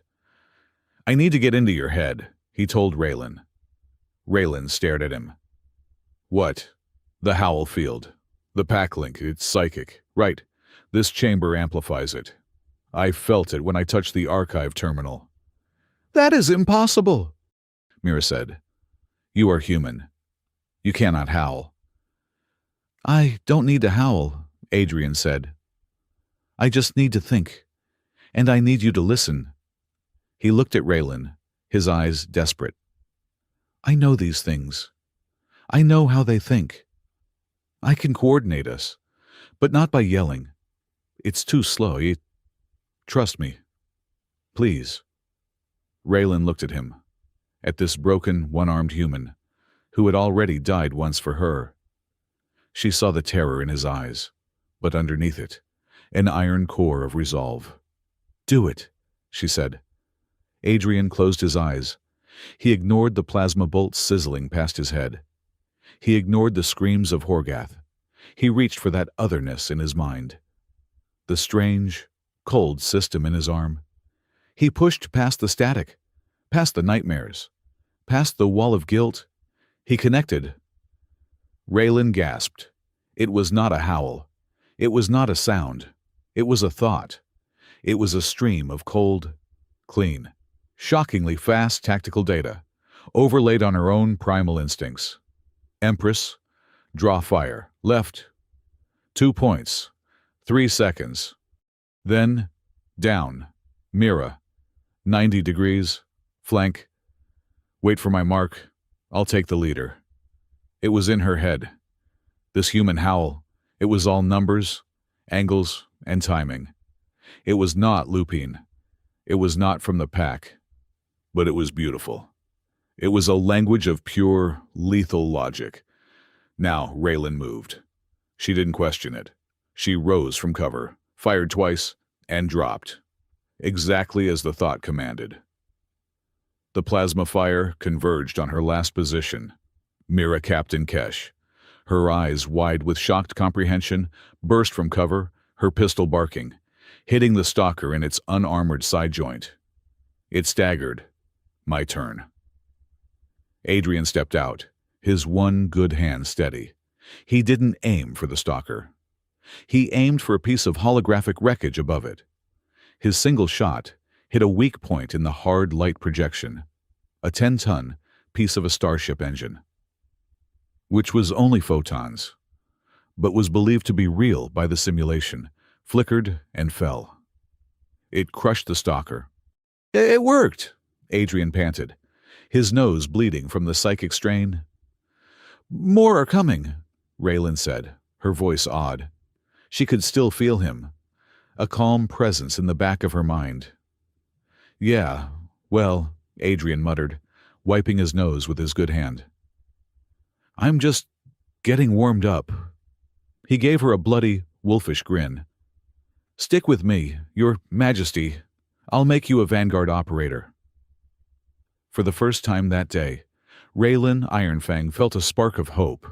This small, ridiculous, impossible human, he was not a liability. He was a weapon. "Okay, team." Adrian's thought echoed in their minds, laced with his dry, gallows humor. "Let's go break their toys. Try not to die. It's bad for morale." They moved as one, a 3-person pack. A blend of primal lupine fury and cold. Human strategy. Raylan was the tank. Mira was the flanker. And Adrian, limping, bleeding, one arm useless, was the mind. He was the pack alpha. They fought their way through the boneyard. Adrian calling out every ambush, every trap. The Lattice was using his own playbook against him, and he was using that knowledge to tear it apart. "It's the projector," Adrian yelled out loud, pointing to a shimmering, crystalline spire in the center of the kill box. It's the core, we break that. We break the simulation. A dozen stalkers converged, blocking their path. This is going to hurt. Adrian sent. Buy me 10 seconds, and forgive me. For what? Raylan asked. For this. He pushed his mind into hers. Not just with tactics, but with memory. He showed her the guilt, the fire, the betrayal at Cygnus 3. He poured his own pain into her, a raw, human agony. Raylan screamed. The simulation around them flickered, the howl field, reacting to the Empress's psychic agony, pulsed. The stalkers, momentarily scrambled by the wave of raw emotion, froze. It was the 10 seconds he needed. Adrian sprinted, his bad leg forgotten, his good arm reaching for the console at the base of the projector. He slammed his damaged left arm, the arm with the implant, onto the crystal. Come on, you son of a bitch, he snarled. He didn't just touch the system, he hacked it. The Terran codes in his implant met the Terran codes the Lattice was using. It was a digital handshake from hell. He poured a feedback loop, a logic bomb, directly into the core. The projector shrieked, a sound of dying machinery, and the world shattered. The black, holographic jungle dissolved. They were back in the chamber of the howling wind. It was dark. Emergency lights pulsed red. Horgath was on the floor, groaning, his arm gone. The Vargur prince was dead. The doors to the chamber were open. And in the doorway stood High Chancellor Varric Thorn, flanked by 20 of his elite, black-armored guards. Well, Varric said, his voice cold. He looked at the carnage, at the dead prince, at the maimed Horgath, at Raylan, Mira, and Adrian, all panting, bloody, and exhausted. This is even better than I had planned. He had expected to find them dead, finding them alive. But implicated in this disaster was a political gift. Varric, Raylan snarled, her voice a low, lethal growl. You traitor. I am a savior, Majesty. Varric corrected her. He pointed at Adrian. Your pet has gone rogue. His conquered tech has corrupted our most sacred armory. He has murdered one candidate and maimed another. And you were inside with him. You are contaminated, a threat to the Dominion. He turned to his soldiers. The Empress has been compromised by the human and the Lattice. She is no longer fit to rule. For the good of the pack, seize her. Seize them all. Treason, Mirakesh roared, raising her pistol. A dozen plasma bolts from the Blackguard vaporized her weapon and sent her skidding back. The Bloodwolf Hall was a war zone. Varric's forces, having seized the tactical choke points, were fighting the loyal Crimson Guard in the hallways. Raylan, Mira, and Adrian were forced back, retreating from the chamber into the hall itself, back towards the Howling Throne. He was prepared, Mira yelled, firing from behind a pillar. He had his own army. He's been planning this for years, Raylan agreed, her rage making her a terrible, beautiful force of destruction. She hurled a charging Blackguard trooper over her head, shattering an obsidian table. But they were outnumbered.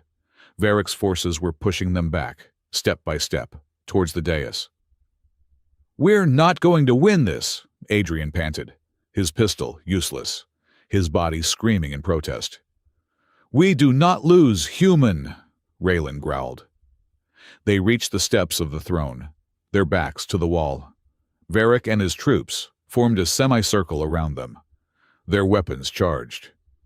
It is over, Majesty, Varric said, savoring the moment. Yield, and I may grant you a quick, clean death. Raylan bared her fangs. I will— Wait, Adrian said.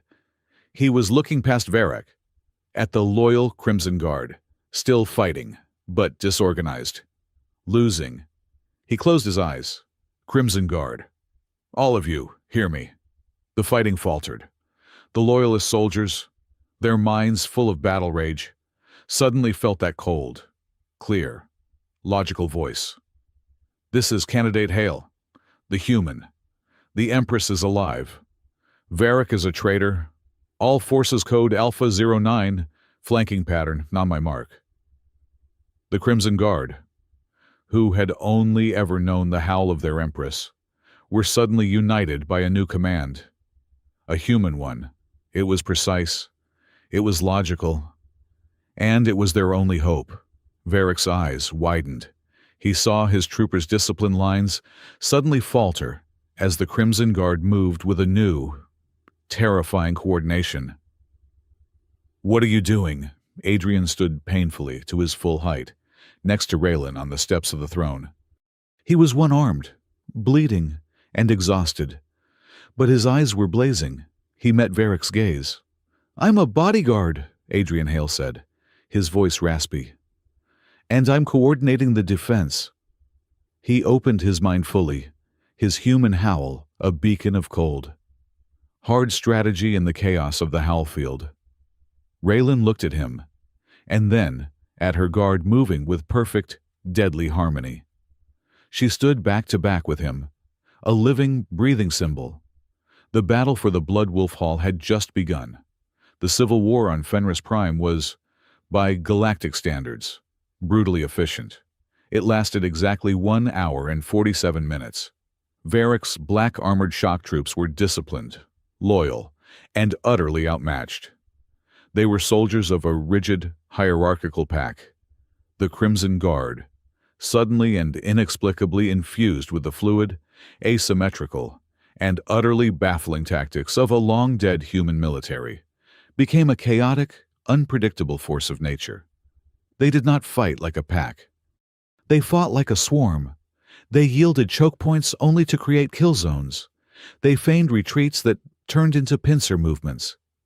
They used improvised explosives and, in one notable instance, a gravlift plate as a kinetic weapon. It was all Adrian. He stood on the steps of the howling throne, one arm useless, his body screaming, his mind a beacon of cold, hard logic in the howl field. He was the eye of the storm, Raylan the raging wind around him. She fought like a primal force, her rage given form, energized by his presence, while he directed the battle with the detached precision of a grandmaster. High Chancellor Varric Thorn, watching his elite forces get systematically dismantled by what he could only process as chaotic witchcraft, made a command decision. He was a politician, not a martyr. "Pull back to the shuttle bay, Code Epsilon," he roared. "He's running," Mirakesh yelled, blasting a charging trooper. "No," Adrian panted, his nose bleeding from the strain. He felt the shift in Varric's forces. "He's not retreating.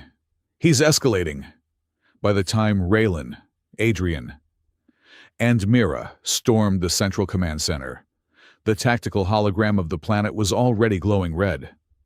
One crimson icon, Varric's personal cruiser, was blasting free of the atmosphere, ascending on a pillar of white-hot fire.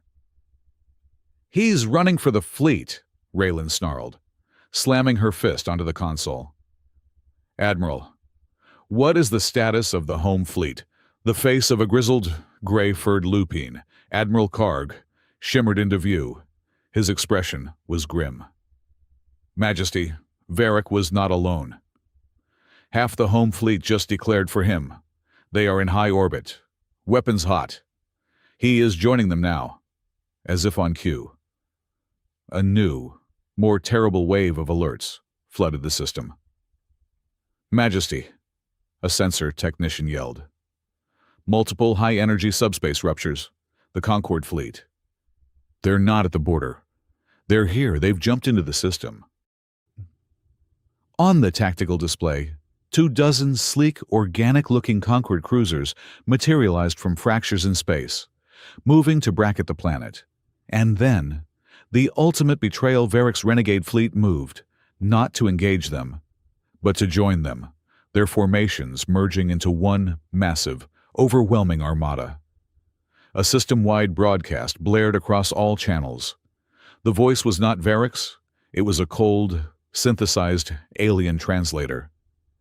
People of the Lupine Dominion, by the authority of the Serene Conquered, we are intervening to restore peace and stability.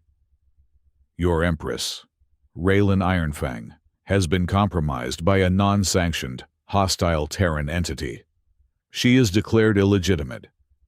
We recognize High Chancellor Varric Thorn as the lawful regent of an allied protectorate. Adrian stared at the hologram, his good hand clenching. Well, he just went from traitor to puppet. He has half our ships. They have the rest. Karg's voice was bleak. Majesty, we are outgunned. At least 2-1. Raylan's glacial eyes scanned the impossible odds.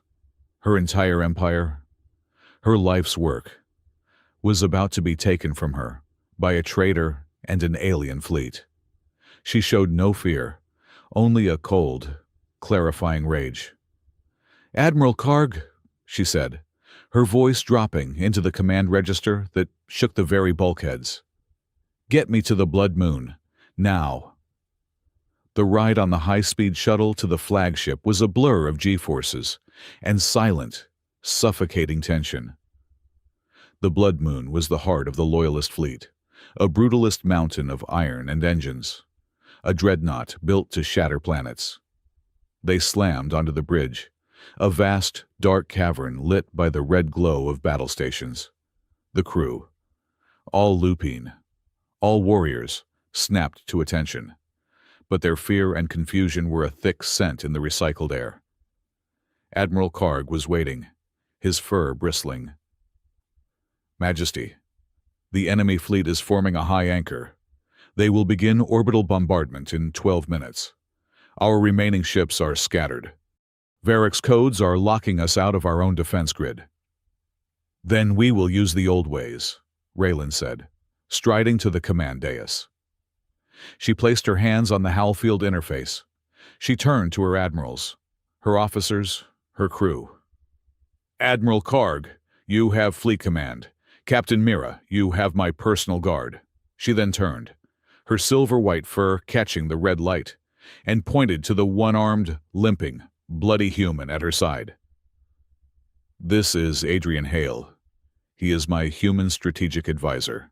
His voice, his commands, and his tactical authority are second only to my own. You will obey him as you obey me. The bridge, which had been in a state of controlled panic, froze in sheer, unadulterated shock. Majesty, Admiral Karg exploded, his professional decorum shattering. A human, on the bridge of the Blood Moon. In command, this is an obscenity. He is the reason we are in this. He is the reason I am alive. Raylan's roar was a physical force that made the Admiral flinch. He is the reason the Bloodwolf Hall still stands. His mind sees them. It sees the enemy. His tactical voice will be obeyed as mine. That is final.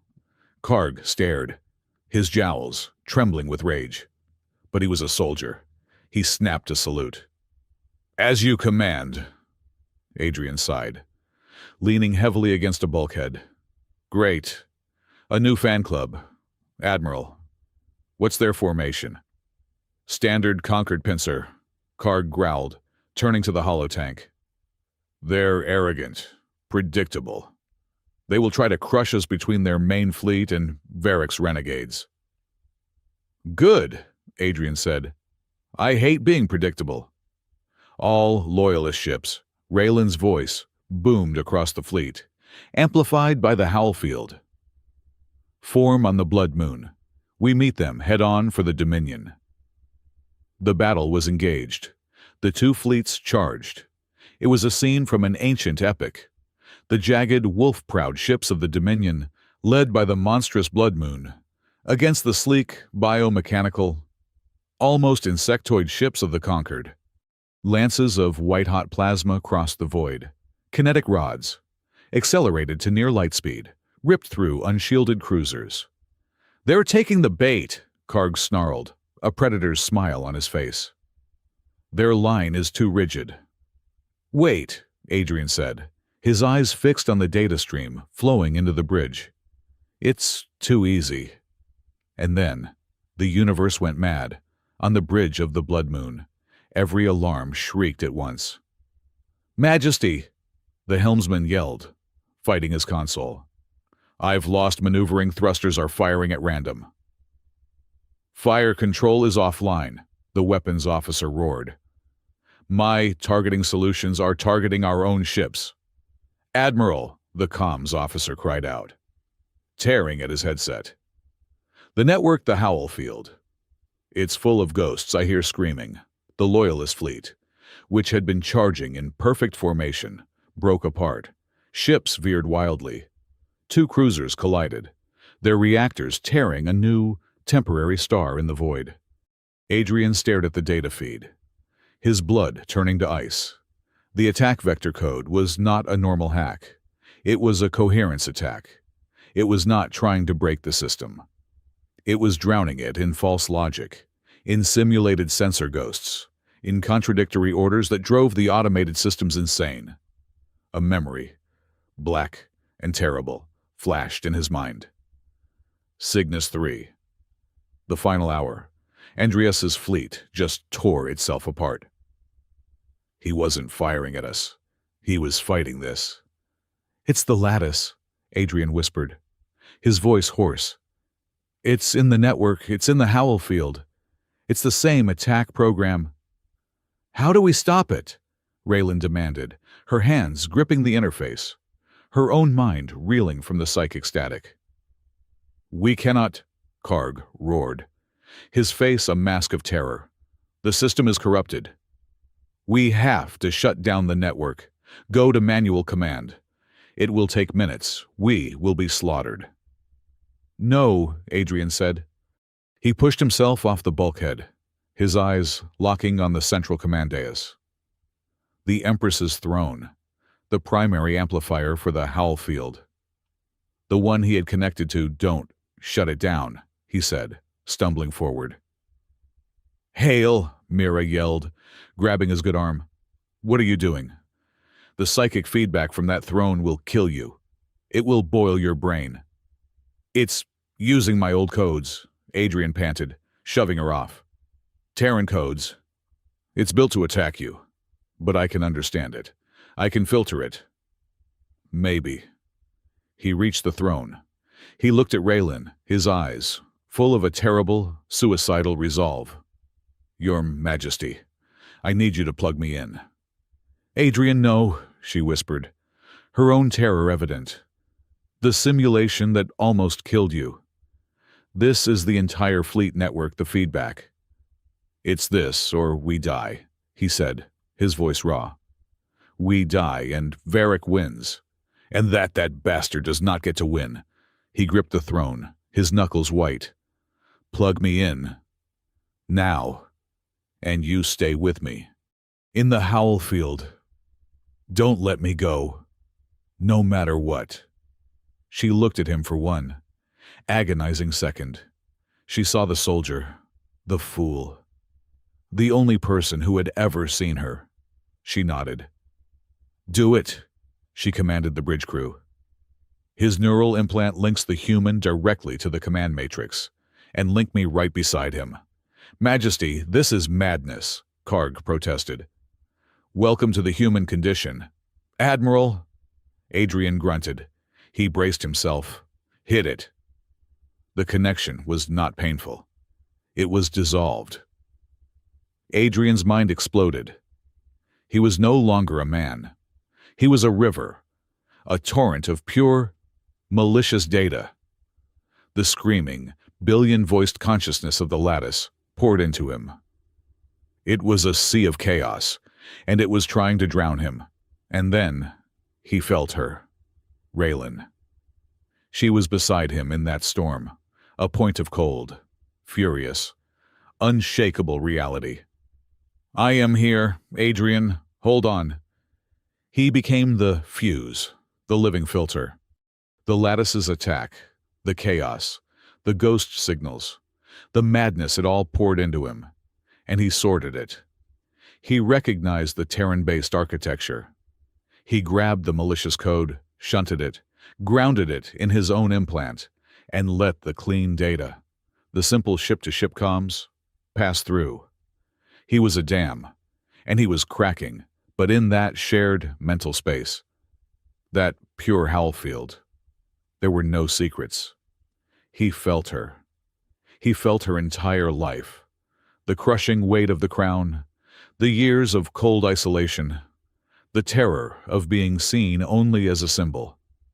He felt her cold, black relief when her first consort died on that battlefield, and the wave of self-loathing that followed. He felt her loneliness, a chasm so deep it echoed his own, and she felt him. She saw Cygnus III. She saw General Andreas's face. She saw the betrayal, the fire, the screaming of his dying team. She felt his guilt, a burden that had defined his entire life. She felt his weary, broken heart, and the spark she had ignited in it. They were one, a two-souled wolf pack, and they were furious.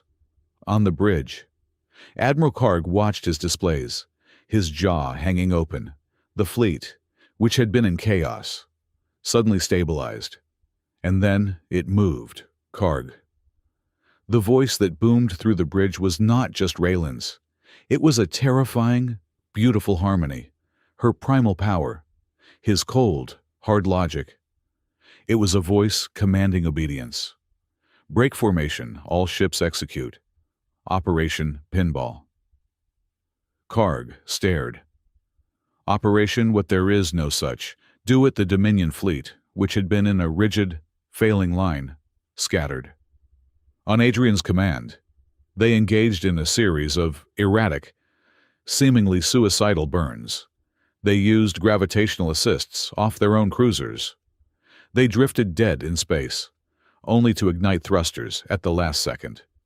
They fired at strange, illogical angles, not at ships, but at points in space, using the debris from the first volley to screen a second. It was pure, unadulterated, illogical, magnificent human chaos.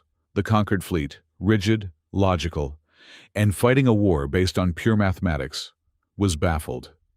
Their targeting solutions failed, reacquired, and failed again. They were built to fight a pack. They had no idea how to fight a swarm of angry hornets. They're rigid, Adrian, Raylan's mind voice sang, a note of savage joy in it. They hate what they cannot predict, I know, his mind voice replied, grim and focused. They hate chaos. So let's give them all we've got. Let's show them what a cornered human can do. They were winning. The conquered fleet was in disarray. Varick's renegade ship, seeing the tide turn, was already trying to slink away, and the Lattice realized its attack was failing. It realized the filter was the problem. It stopped attacking the fleet, and it focused. It focused all its power, all its malice, from across the void into one single, malicious spike of data aimed directly at the dam. At Adrian, he felt it. The sudden, crushing pressure. The data stream was no longer chaos.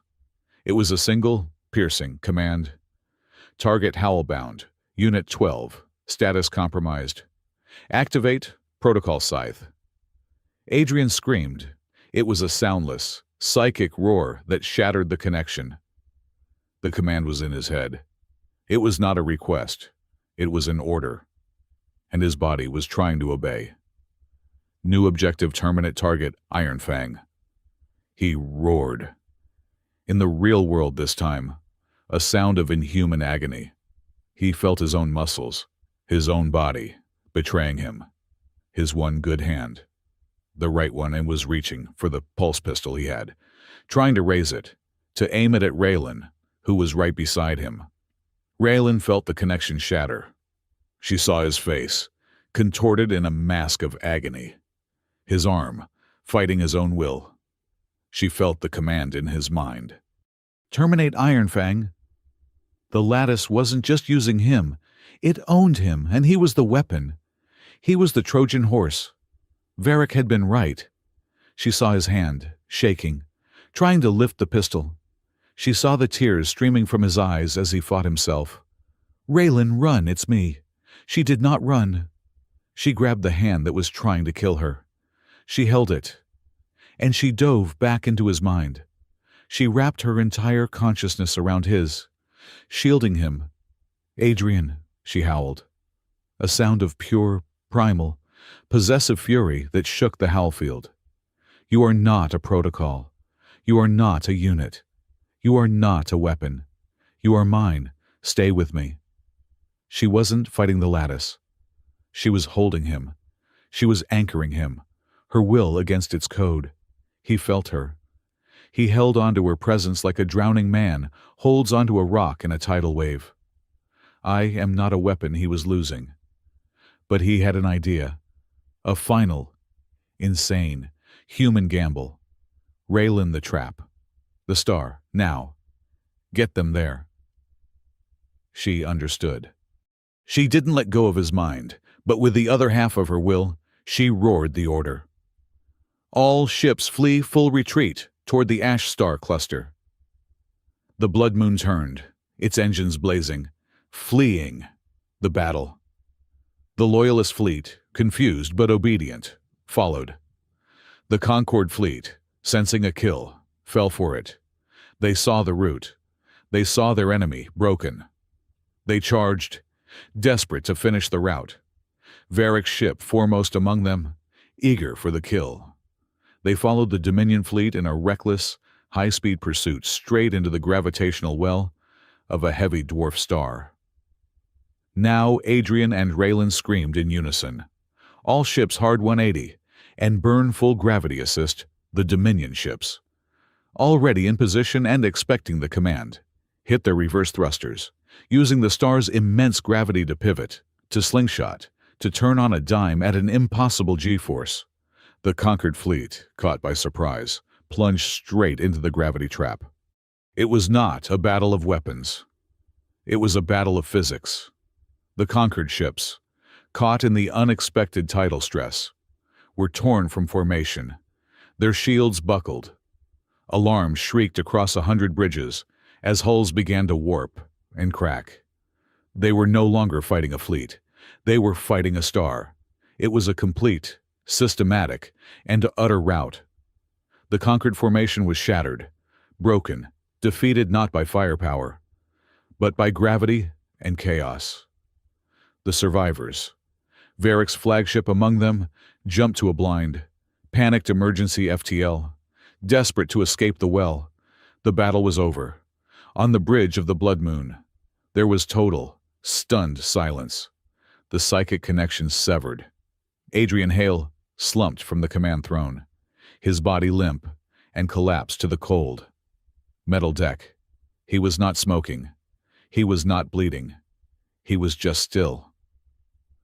Raylan fell from her own chair, gasping, her mind her own again. She crawled to him, shoving aside the medics. Mira Kesh was at her side, her face pale. "He is breathing," Mira whispered, her hand on his chest. "Barely. He's cold." Recklin pushed back his hair. His face was peaceful. He was alive. She felt the victory. She felt the surge of triumph. But it was cold. It was hollow. She looked at his left arm, where the implant, now dormant, lay beneath the skin. The lattice knew him. It had a name for him. Howlbound. It had command codes for him. She had held him. She had saved him. But the doubt, a poison far colder than the void, flooded her heart. Had she saved the man she was coming to care for? Or had she just disarmed, for a moment, the weapon that had been built to destroy her? The retreat of the conquered fleet was not a rout. It was a panicked, disorganized shatter in the chaos. As ships scrambled to escape the Ash Star's gravitational trap, Varric Thorn's renegade flagship, its engines crippled by tidal stress, was left behind. The Blood Moon, scarred but victorious, closed in like a predator. The capture was anticlimactic. Varric Thorn, High Chancellor of the Lupine Dominion, surrendered to Captain Mirakesh without a fight. He was found in his personal chambers, not raging, but calmly, sipping a glass of rare vintage. His steel-gray fur impeccably groomed. He was a creature of order, and having lost, he simply accepted the new parameters. He was transported back to Fenris Prime, a prisoner of the state he had tried to steal, to await a public trial for high treason. Adrian awoke 3 days later. The first sensation was silence, a deep, profound silence in his own head. The constant, background static of the lattice, the echo of Raylan's mind, the frantic buzz of his own, overactive implant. All of it was gone. His mind felt empty, and blessedly, terribly his own.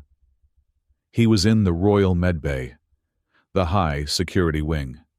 The lupine doctor with the spectacles was monitoring a bank of shimmering, holographic readouts. "Ah, Unit 12, the doctor said, his voice as dry as ever. "You are awake. Your neural functions have stabilized, for now." "Please," Adrian rasped, his throat raw. "Just Adrian. My name is Adrian." "As you wish," the doctor said, unconvinced. "You have suffered catastrophic neural oversaturation. By all medical logic, your brain should be a gelatinous, inactive mass. You routed enough data to run a small city through a biological implant that, well, we still do not know what it is, precisely, but it is rebuilding itself." Adrian looked at his left arm. The silvery cast was gone. The skin was pale, crisscrossed with faint, blue lines that pulsed with a slow, faint light. The implant. It was no longer hidden. It was part of him. "I did a stupid thing," Adrian whispered, swinging his legs over the side of the bed. His bad knee ached. A familiar, comforting pain in a body that felt alien. "A very, very human thing. You did a strategically illogical, biologically suicidal thing," the doctor corrected. "You saved the Dominion. The Empress is grateful." Adrian grunted, pushing himself to his feet. He was weak, but he was alive. "Good. That's good." He looked down at his own hands, his good one and the one that now glowed faintly blue. "At least this time I managed to save someone. Not like the last time." He tried for his usual gallows humor, but the words came out flat, hollow. The doors hissed open. Raylan stood there. She was not in armor. She wore a simple, dark tunic. Her silver-white fur was immaculate. She was the Empress. She was not the woman he had held in his mind. The silence between them was a physical weight. It was heavy, awkward, and cold. "You are awake," she stated. It was not a question. It was an observation. "Yes, Your Majesty," he replied, his voice defaulting to military formality. She walked into the room, but stopped a good 10 feet away. Her eyes were not looking at him. She was looking past him. Her gaze kept drifting to his left arm, the glowing, alien thing. And then she would flinch away, her expression hardening, the easy banter, the shared exhaustion, the grudging respect. The spark of something that had been growing between them was gone. It had been scrubbed clean by the revelation, by the command, "Terminate Iron Fang." "The doctor says you will recover," she said, her hands clasped tightly behind her back. "Yes. It seems I'm resilient." "It seems you are," she said, her voice flat. He couldn't stand it. "Raylan," he started. "Empress," she corrected him, her voice lashing out, cold and sharp as ice. "You will address me as Empress. The familiarity we shared, it was a consequence of the Howlfield, of the battle. It is over." He flinched. It hurt more than the phase beam. It hurt more than the psychic feedback. "Yes, Your Majesty. You are required at a security briefing," she said, turning away. "In 1 hour. You will be debriefed. Captain Kesh will escort you." "Debriefed," Adrian said, a bitter laugh rising in his throat. "You mean interrogated. To find out if the weapon is still loaded." She paused at the door, her back to him. He saw her shoulders tense. "I mean," she said, her voice barely a whisper, "that I need to know what you are. Adrian Hale. I need to know if you are the man who saved my fleet, or the thing that was sent to kill my world." She left. The doors hissed shut, leaving him alone in the sterile, silent room. The security briefing was held in a cold, subterranean vault. It was not a council chamber. It was an interrogation room. Raylan sat at the head of a black obsidian table. Admiral Karg, Captain Mirakesh, and 2 grim-faced Lupine intelligence analysts were the only others present. Adrian was given a simple, metal chair at the far end. A guest, a prisoner. "We salvaged the data core," Mira began, her voice all business. She had a new respect for him, but it was the respect of a soldier for a dangerous, unpredictable piece of ordnance. "The one you accessed from the lattice. Our analysts have spent the last 72 hours decrypting the fragments." An analyst, a thin, nervous Lupine, brought up a hologram. "The data is heavily corrupted, but what we found is conclusive." The hologram shimmered, displaying a logo, a stylized T of the old Terran Vanguard, entwined with a lupine howl symbol. And underneath it, the project name, Howlbound. "Decades ago," the analyst said, his voice trembling. "It appears a rogue element of the old War Council entered into a secret compact with a black operations cell of the Terran Vanguard," Admiral Karg growled. "This is impossible. A faction within the Dominion, working with humans. The goal," the analyst continued, ignoring him, "was to create a biological interface, a bridge, to find a way for a non-Lupine mind to access, and direct the Howl field. They wanted to weaponize our most sacred bond, to create a hybrid tactical system." Adrian sat very, very still. He felt the blood draining from his face. "They experimented," the analyst said, "on both species. Most subjects died. The psychic interface was too much. But they had one success." A new file appeared. It was a blurry, black and white image of a young human, strapped to a chair, a complex, neural web helmet covering his head. "Unit 12, the analyst whispered. "A Terran volunteer. He bonded. He could not initiate a howl, but he could listen. He could amplify. He could direct. He was the perfect force multiplier. A human tactical mind merged with a lupine pack." "And then," Mira said, picking up the report, "the project was purged. The records are sealed, but it appears there was an ethical breach. The project was deemed too dangerous, and all assets were ordered terminated." "All assets," Raylan repeated, her voice a dead, flat line. She was staring at Adrian. The analyst brought up a final file. It was Adrian's. "Candidate Hale's Terran military file is incomplete. It shows he was part of an experimental weapons division. It states he was the sole survivor of a training accident. Around the same time, Howlbound was purged." Adrian finished for him, his voice hollow. "And I was reassigned. My memory of that time, it's just a blank. A wall. They wiped me, and they just let me go."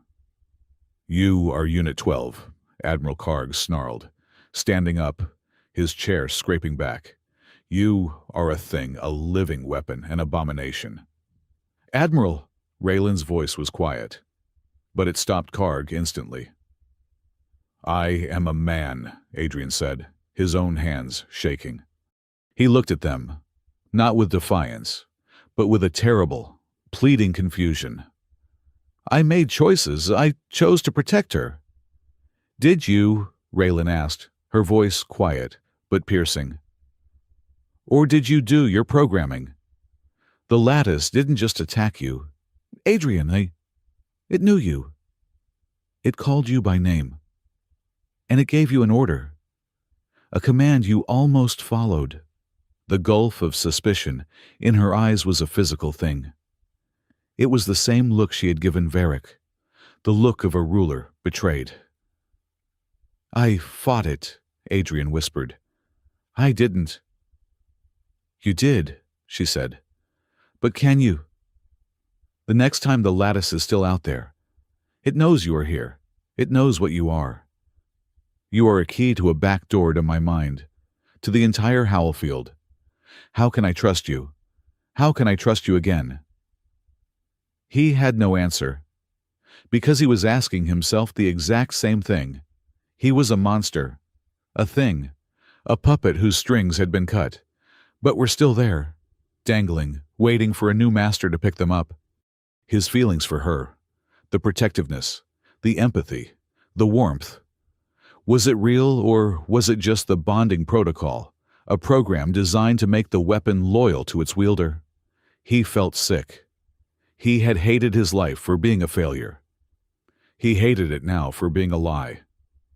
The trial of Varric Thorn was a galactic spectacle. The Blood Wolf Hall was packed, every seat filled with nobles, admirals, and ambassadors. Ambassador Tessic was in a front-row alcove, his multifaceted eyes taking in everything. Adrian was there. He was required to be. He sat in the same alcove he had hidden in as a bodyguard, an eternity ago. He was a hero to the common soldiers. He was a monster to the nobility. He was, as always, an outcast. Varric was magnificent. He was not a prisoner. He was a performer. He stood in the center of the hall, his chains symbolic, his steel-gray fur immaculate. He did not beg. He did not rage. He confessed. Yes, he said, his voice ringing with a tragic, misplaced patriotism. I did it. I conspired. I sought to remove the Empress. The hall gasped. But why? Varric spun, his arms open. Because I am a monster, because I crave power. No, because I am a patriot, because I saw the true threat. While our Empress was blinded by sentiment, he pointed, not at Raylan, but straight across the hall, at Adrian. I did it to save us from him. All eyes turned to Adrian. He felt 1,000 lupine glares pierce him. You think he is a hero? Varric laughed, a cold, barking sound. You think he is a bodyguard. He is a programmer, a living weapon, built by our own traitorous ancestors and the human vanguard, a ghost from a war we all forgot. He is under my protection, Varric. Raylan's voice boomed. You are on trial for treason. Not. And his presence is treason, Varric roared back. My Empress, you are so blind.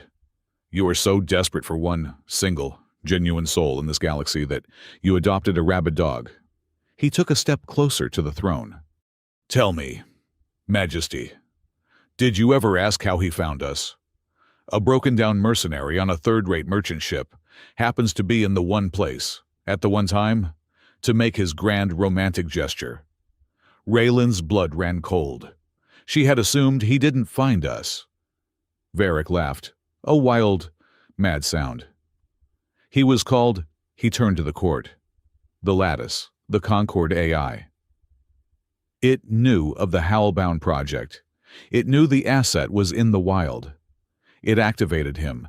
It sent the subtle, subsonic, psychic signal that drew him here. He is a homing pigeon. Majesty, he is a programmed dog, returning to a master he does not even remember, drawn to the one thing he was built to bond with you. The hall was in chaos. Varric was painting a terrifyingly plausible picture. Adrian wasn't a hero. He wasn't even a man. He was a lure, a trap, set by the lattice itself. "He is lying!" Mirakesh yelled. "Am I?" Varric smiled, his eyes glittering with a feverish, terrible light. "He is the key, Majesty. The key the lattice used to get inside our howl field. The key they used to start the war. And the key they will use again. He is, Varric Thorn stopped. His eyes widened. A small, dark something was suddenly embedded in his throat.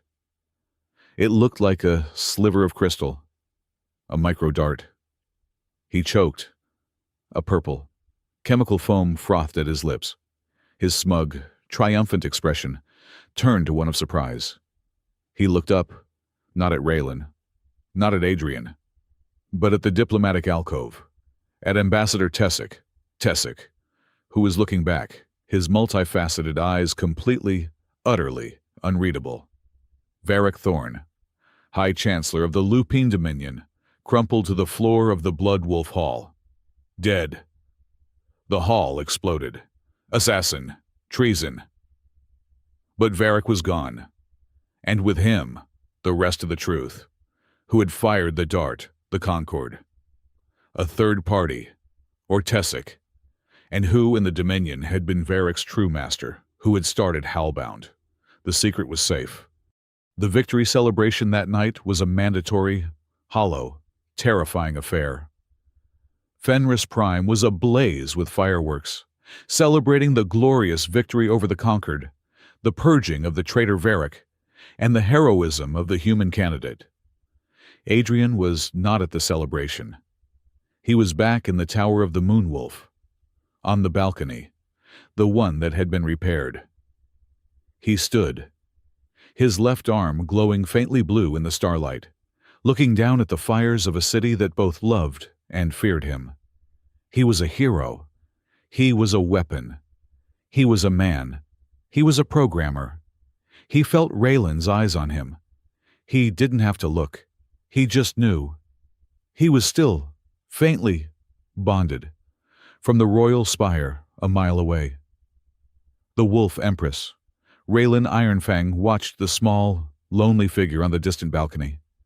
Her empire was safe. Her traitor was dead. Her enemy was in retreat. But the poison of Varric's last words, the poison of doubt, had taken root. He was called. She had saved him from the lattice.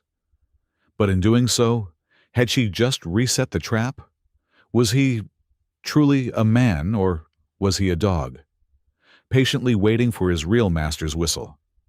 She looked at the man who had shared her mind, who had felt her deepest pain, and who she had, for a brief, terrifying moment, started to love. And she was, once again, completely and utterly alone.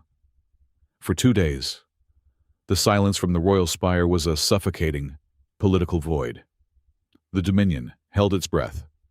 The traitor was dead, but the human candidate, the hero, the weapon remained in his tower, a glowing, blue-veined question mark hanging over the Empire's future. Adrian sat on his repaired balcony, cleaning his pulse pistol with his good hand. It was a ritual, something to focus on. He was a prisoner in all but name, his every move watched by Captain Mirakesh's guards, who now looked at him with a terrifying cocktail of awe and naked fear. He was no longer a mascot. He was a demigod, or a time bomb.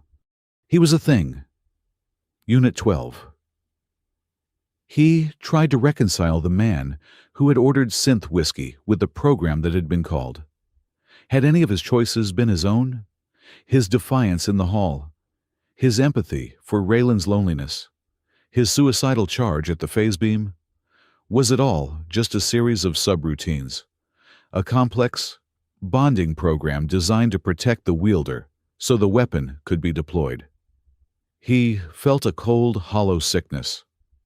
He had spent his life running from the guilt of Cygnus 3, only to find out his entire identity was a cover story written by a dead committee. The night of the third day. His door hissed open. It was not Mira. It was Raylan. She stood in the doorway, alone, unarmed, and not in her formal robes. She wore a simple, dark gray tunic. She looked, for the first time since the battle, like the woman from the Sky Garden. Tired. "They are screaming for your head, you know," she said, her voice quiet, not entering the room. "The remaining council." "What's left of it? They want you disassembled, studied. They are terrified of you." "I don't blame them," Adrian said, not turning. He snapped the pistol back together. "I'm terrified of me." Varric's last words, "he was called," were a poison. He fed every fear in the Dominion. She looked at him, her glacial eyes unblinking. "And he fed mine." "So," Adrian said, his voice flat. "Is this the part where I'm humanely executed?" I think that was Varric's original term. I have to admire his consistency. "No," she said. "This is the part where I stop being afraid." She took a step into the room. "I have been a ruler, Adrian. I have been an empress. I have been a symbol. And I have been a coward. I let Varric's words, his truths and half-truths, build a wall between us. The same wall I've hidden behind my entire life. Majesty, that wall is just good tactical sense," he countered, his voice bitter. "I'm a security risk. A backdoor. I think you called me." "Yes," she said. "You are. But I am tired of living in a fortress. I am going to find the truth. The whole truth. Not Varric's truth. Not the Lattice's truth. Ours." She looked at him, her gaze unwavering. "And I need you to come with me. Not as a weapon. Not as a program. As Adrian." He finally turned, his eyes narrowing. "Come where another briefing." "No," she said. "To a place no one but the sitting Empress is allowed to go. A place that has been sealed for 50 years. I am breaking 1,000 years of tradition again." "It seems," she added, a faint ghost of a smile touching her lips, "that you are making a habit of that for me." She led him not up, but down, deep into the foundations of the palace, past levels of security he had never seen, past guards who looked at him with shock, and then at their Empress with utter disbelief. She placed her palm on a final, black obsidian wall. It was cold to the touch. "The blood-packed archive," she said. "It is not a library. It is a memory. The psychic imprint of every Empress. Every major event stored in a crystalline matrix. It is our soul." The wall dissolved, revealing a cavern. It was not dark, but lit by a soft, internal glow from billions of crystal shards embedded in the stone, like a captured galaxy. The air hummed. "Only I can enter," Raylan said. "And only I can question the archive." "Why am I here?" Adrian asked, his skin crawling. The hum resonated with his implant. "Because the last time this archive was accessed was by my father. The day he sealed the Howlbound file. He sealed a memory. His memory. I am going to unseal it." She looked at him, her fear real but controlled. "I believe it is about you, and I believe it is about me. And I will not. I cannot face it alone." She stepped to the center of the cavern, to a pure, clear crystal plinth. "Stay by the door. But stay." She placed her hands on the crystal. The light in the cavern pulsed, brightened. The hum became a low, chorded song. Raylan's eyes closed. Adrian saw her fur bristle, her hands clench. She was searching. "The file Howlbound," she whispered, her voice taking on a distant, echoing quality. "Unseal. Command Ironfang. Unseal my father's memory." The light in the cavern shifted. It turned from white to a cold, sterile, blue, and a scene formed around them. not a hologram. A memory. A psychic imprint, made real. They were in a lab. White walls. Cold. Terran and Lupine technicians bustled, their faces blurred. Unimportant. A Lupine in a War Council uniform, Raylan's father, younger. Harder stood watching. "It is a success," a voice said, the blurred image of a Terran scientist. "The bonding is total." In the center of the room was a chair, and in it a human child. Adrian's breath hitched. The child was small, maybe 8 or 9 years old. He was thin, pale, and swimming in a too large gray uniform. His head was shaved, a neural web of silver wires connected to his temples. But his eyes were open, and they were gray, tired, old, gray eyes. "Unit 12, the scientist said. "He is stable, ready for the final interface." A new figure was brought into the room, a young Lupine, a princess. She was perhaps 12 years old, all gangly limbs and silver-white fur, her glacial eyes wide with a mixture of curiosity and profound royal arrogance. It was Raylan. "You are sure this is safe?" Her father's voice boomed. "The resonance is perfect. My lord, she is the strongest howl we have ever recorded. He is the most receptive vessel. This will be the first true bond, the proof of concept." The young Raylan was guided to the child. She looked at him with disdain. "He is so small, he stinks of fear." "Just reach out, princess," the scientist said, "with your mind, as we taught you." The young Raylan sighed, bored. She placed her hand on the child's shoulder, and she howled, not with her voice, with her mind. A pure, clean, impossibly strong psychic projection of self. The child Adrian did not scream. His gray eyes widened, and in the howl field, in the psychic space, this memory was replaying.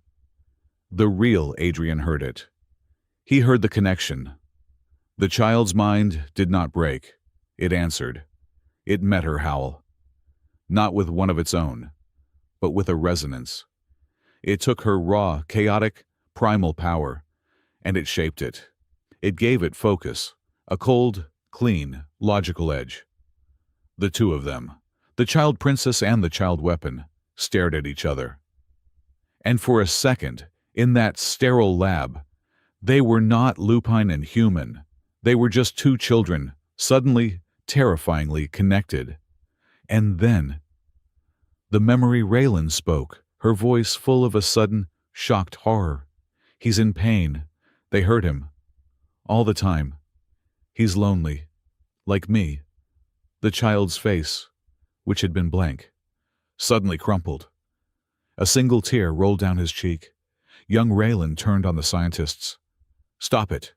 "Ah," she roared, her voice now a real, physical thing. "You're hurting him. This is wrong. I will not be a part of this, father. Stop them." "Princess, this is vital," the scientist began. "It is disgusting," she spat, with all the fury of her bloodline. "He is not a thing. He is mine, and I say no." The memory is fast-forwarded. The scene blurred. Now it was just her father and the War Council. "The project is a failure." The princess refuses. She has bonded with the asset. She is compromised. It must be purged. All assets. All but one. The princess has demanded a boon. She will not speak, she will not function until it is granted. Her father's voice was full of rage. "Unit 12. He is to be freed. A full neural wipe of the project. A new identity. Dump him in some Terran orphanage. Let him live his broken human life. It does not matter. The project is dead. Seal the files. Seal this memory." The blue light faded. The cavern returned to its soft, white glow. Raylan was on her knees, her hands still on the plinth, sobbing. Not like an Empress, but like the 12-year-old girl in the memory. Adrian was frozen. He was not a weapon. He was not a dog. He was the monster she had saved. He walked, his steps unsteady, to the plinth. He looked down at her, the Empress of 1,000 worlds, weeping for a human boy she had met once, decades ago. "You," he whispered, his voice cracking. "It was you. You saved my life." "I had forgotten," she choked out, looking up, her face a mask of shame and dawning, impossible realization. "They told me he had died. They told me the project failed. They lied. To me." She looked at him, her eyes tracing the lines of his face. The gray eyes. The same. Tired. Old. Gray eyes from the lab. "The familiarity," she whispered. "The day in the hall. When I saw your eyes. I knew you. I knew I had seen that sadness before. That's that strength." Varric was right," Adrian said, his mind reeling. "I was called. The lattice found the old data. It found the resonance between us. It activated the old implant. It didn't call me. It just pulled. It pulled on the string that you tied to me all those years ago." He knelt in front of her. "It called me. It pulled me here, thinking I was its weapon. A back door to you." He slowly, deliberately, reached out with his good hand, not his implanted one. He placed it, gently, on her shoulder, just as she had done to him all those years ago. "But it made a mistake," he said, his voice raw. "A very human mistake. It didn't program me. It just pointed at me. When I got here, I made a choice. When I saw you on that throne so alone, just like that little girl in the lab, I wasn't obeying a protocol. I was finishing a promise." She looked at his hand on her shoulder, and then she leaned into it. She closed her eyes, and for a second, she was not the Empress. She was just Raylan, and he was just Adrian. "This," she whispered, her voice thick. "This feeling, between us, it is not the project." "No," he said, his own heart aching. "It's the reason the project failed. It's us. It always has been." They had to face the truth. Adrian was not a weapon. He was a refugee, and Raylan was not his wielder. She was his oldest friend. He had to deal with the fact that his entire life, his entire personality, had been built on a lie, a blank slate. "So who am I?" he asked the empty cavern. "You are Adrian Hale," Raylan said, her voice finding its strength. She stood, pulling him up with her. "You are the man who walked into the Bloodwolf Hall with nothing but his nerve. You are the man who taught a doctor a new way to break a nose. You are the man who held my fleet together with nothing but your will." She looked at his left arm, the glowing blue lines. "This is a part of you. It is not you. It is a tool, a ghost, from a war we were both victims of." "And we," she said, her eyes turning to steel, "are going to put our ghosts to rest." They emerged from the archive changed. The bond was still there, but it was not the jagged, terrifying, shared trauma of the battle. It was quiet. It was steady. It was known. The first act was to purge the true traitors. Raylan unsealed the Howlbound files, the entire project. She broadcast it not just to the Council, but to the Dominion. She exposed the old War Council, the faction that had worked with the Terran Vanguard, the ones who had tried to weaponize their own children, their own Empress. The names of many of them were still the most powerful in the Dominion. Lord Boris's father, Admiral Karg's predecessor. The political firestorm was cleansing. The old, corrupt blood purist houses that had backed Varric were annihilated, disgraced, exiled. Admiral Karg, horrified at what his own mentors had done, swore a new oath of fealty, not just to Raylan, but to her vision. They kept the knowledge. They did not destroy the research. They transfused it.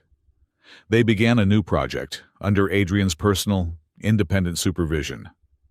A joint human lupine defense initiative. A voluntary corps of telepathically sensitive lupine and human listeners trained to feel for the lattice. To create a shield built on trust, not slavery. The second act was political. Raylan stood before the new, humbled, and frankly, terrified council. "The old traditions are dead," she declared.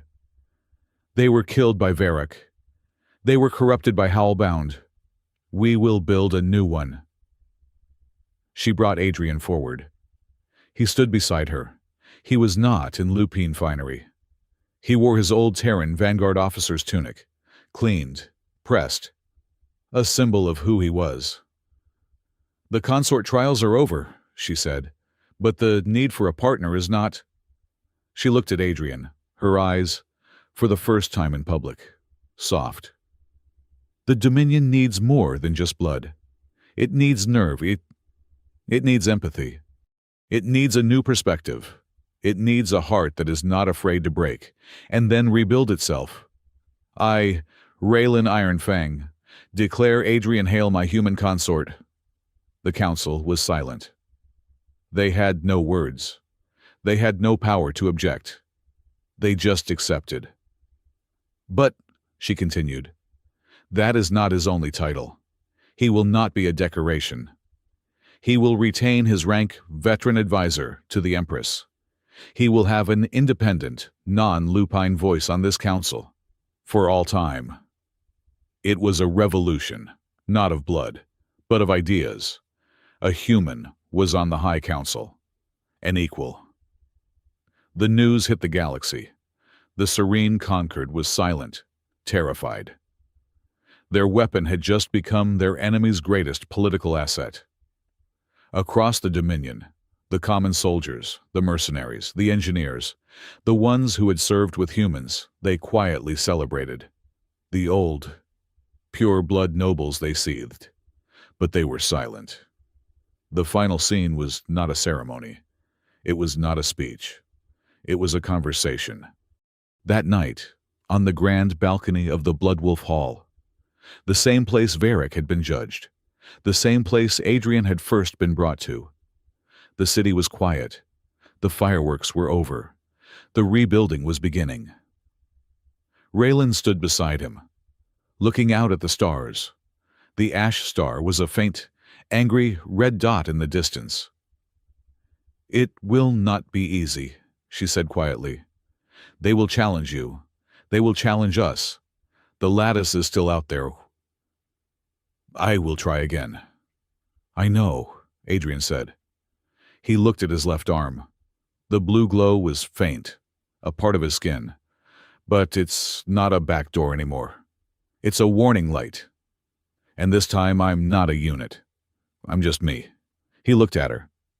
"And you are not alone. You never were alone." "Not really. I was just late." She was silent for a long time. Then a question. The one that had haunted her, more than the war, more than the betrayal. "That day," she said, her voice small, "the first day in the hall, when you smiled right at me, at the throne. You looked at me and you smiled. Why, of all the reactions of fear, arrogance, terror, why that Adrian was quiet for a moment, remembering the blood, the howling, the fear, and her." He turned to her, his old, tired gray eyes meeting her glacial, beautiful ones. "Because," he said, his voice soft, "for the first time since the war, since Cygnus 3, I looked at someone and I saw a person who was just as tired, just as lonely, and just as sick of having to be strong as I was." He gave her a small, genuine smile, not the old, tired, gallows humor one, but a real one, and I decided right then that this time I was not going to leave them behind. Raxilin looked at him as this small, broken, impossible human. Her consort, her advisor, her oldest friend. She did not smile, but she reached out, and she took his hand, his good one. They stood together, the wolf Empress and the human veteran, looking out at the new, uncertain, and terrifying galaxy. They knew the future was full of dangers, but for the first time in either of their lives, they were not facing it alone.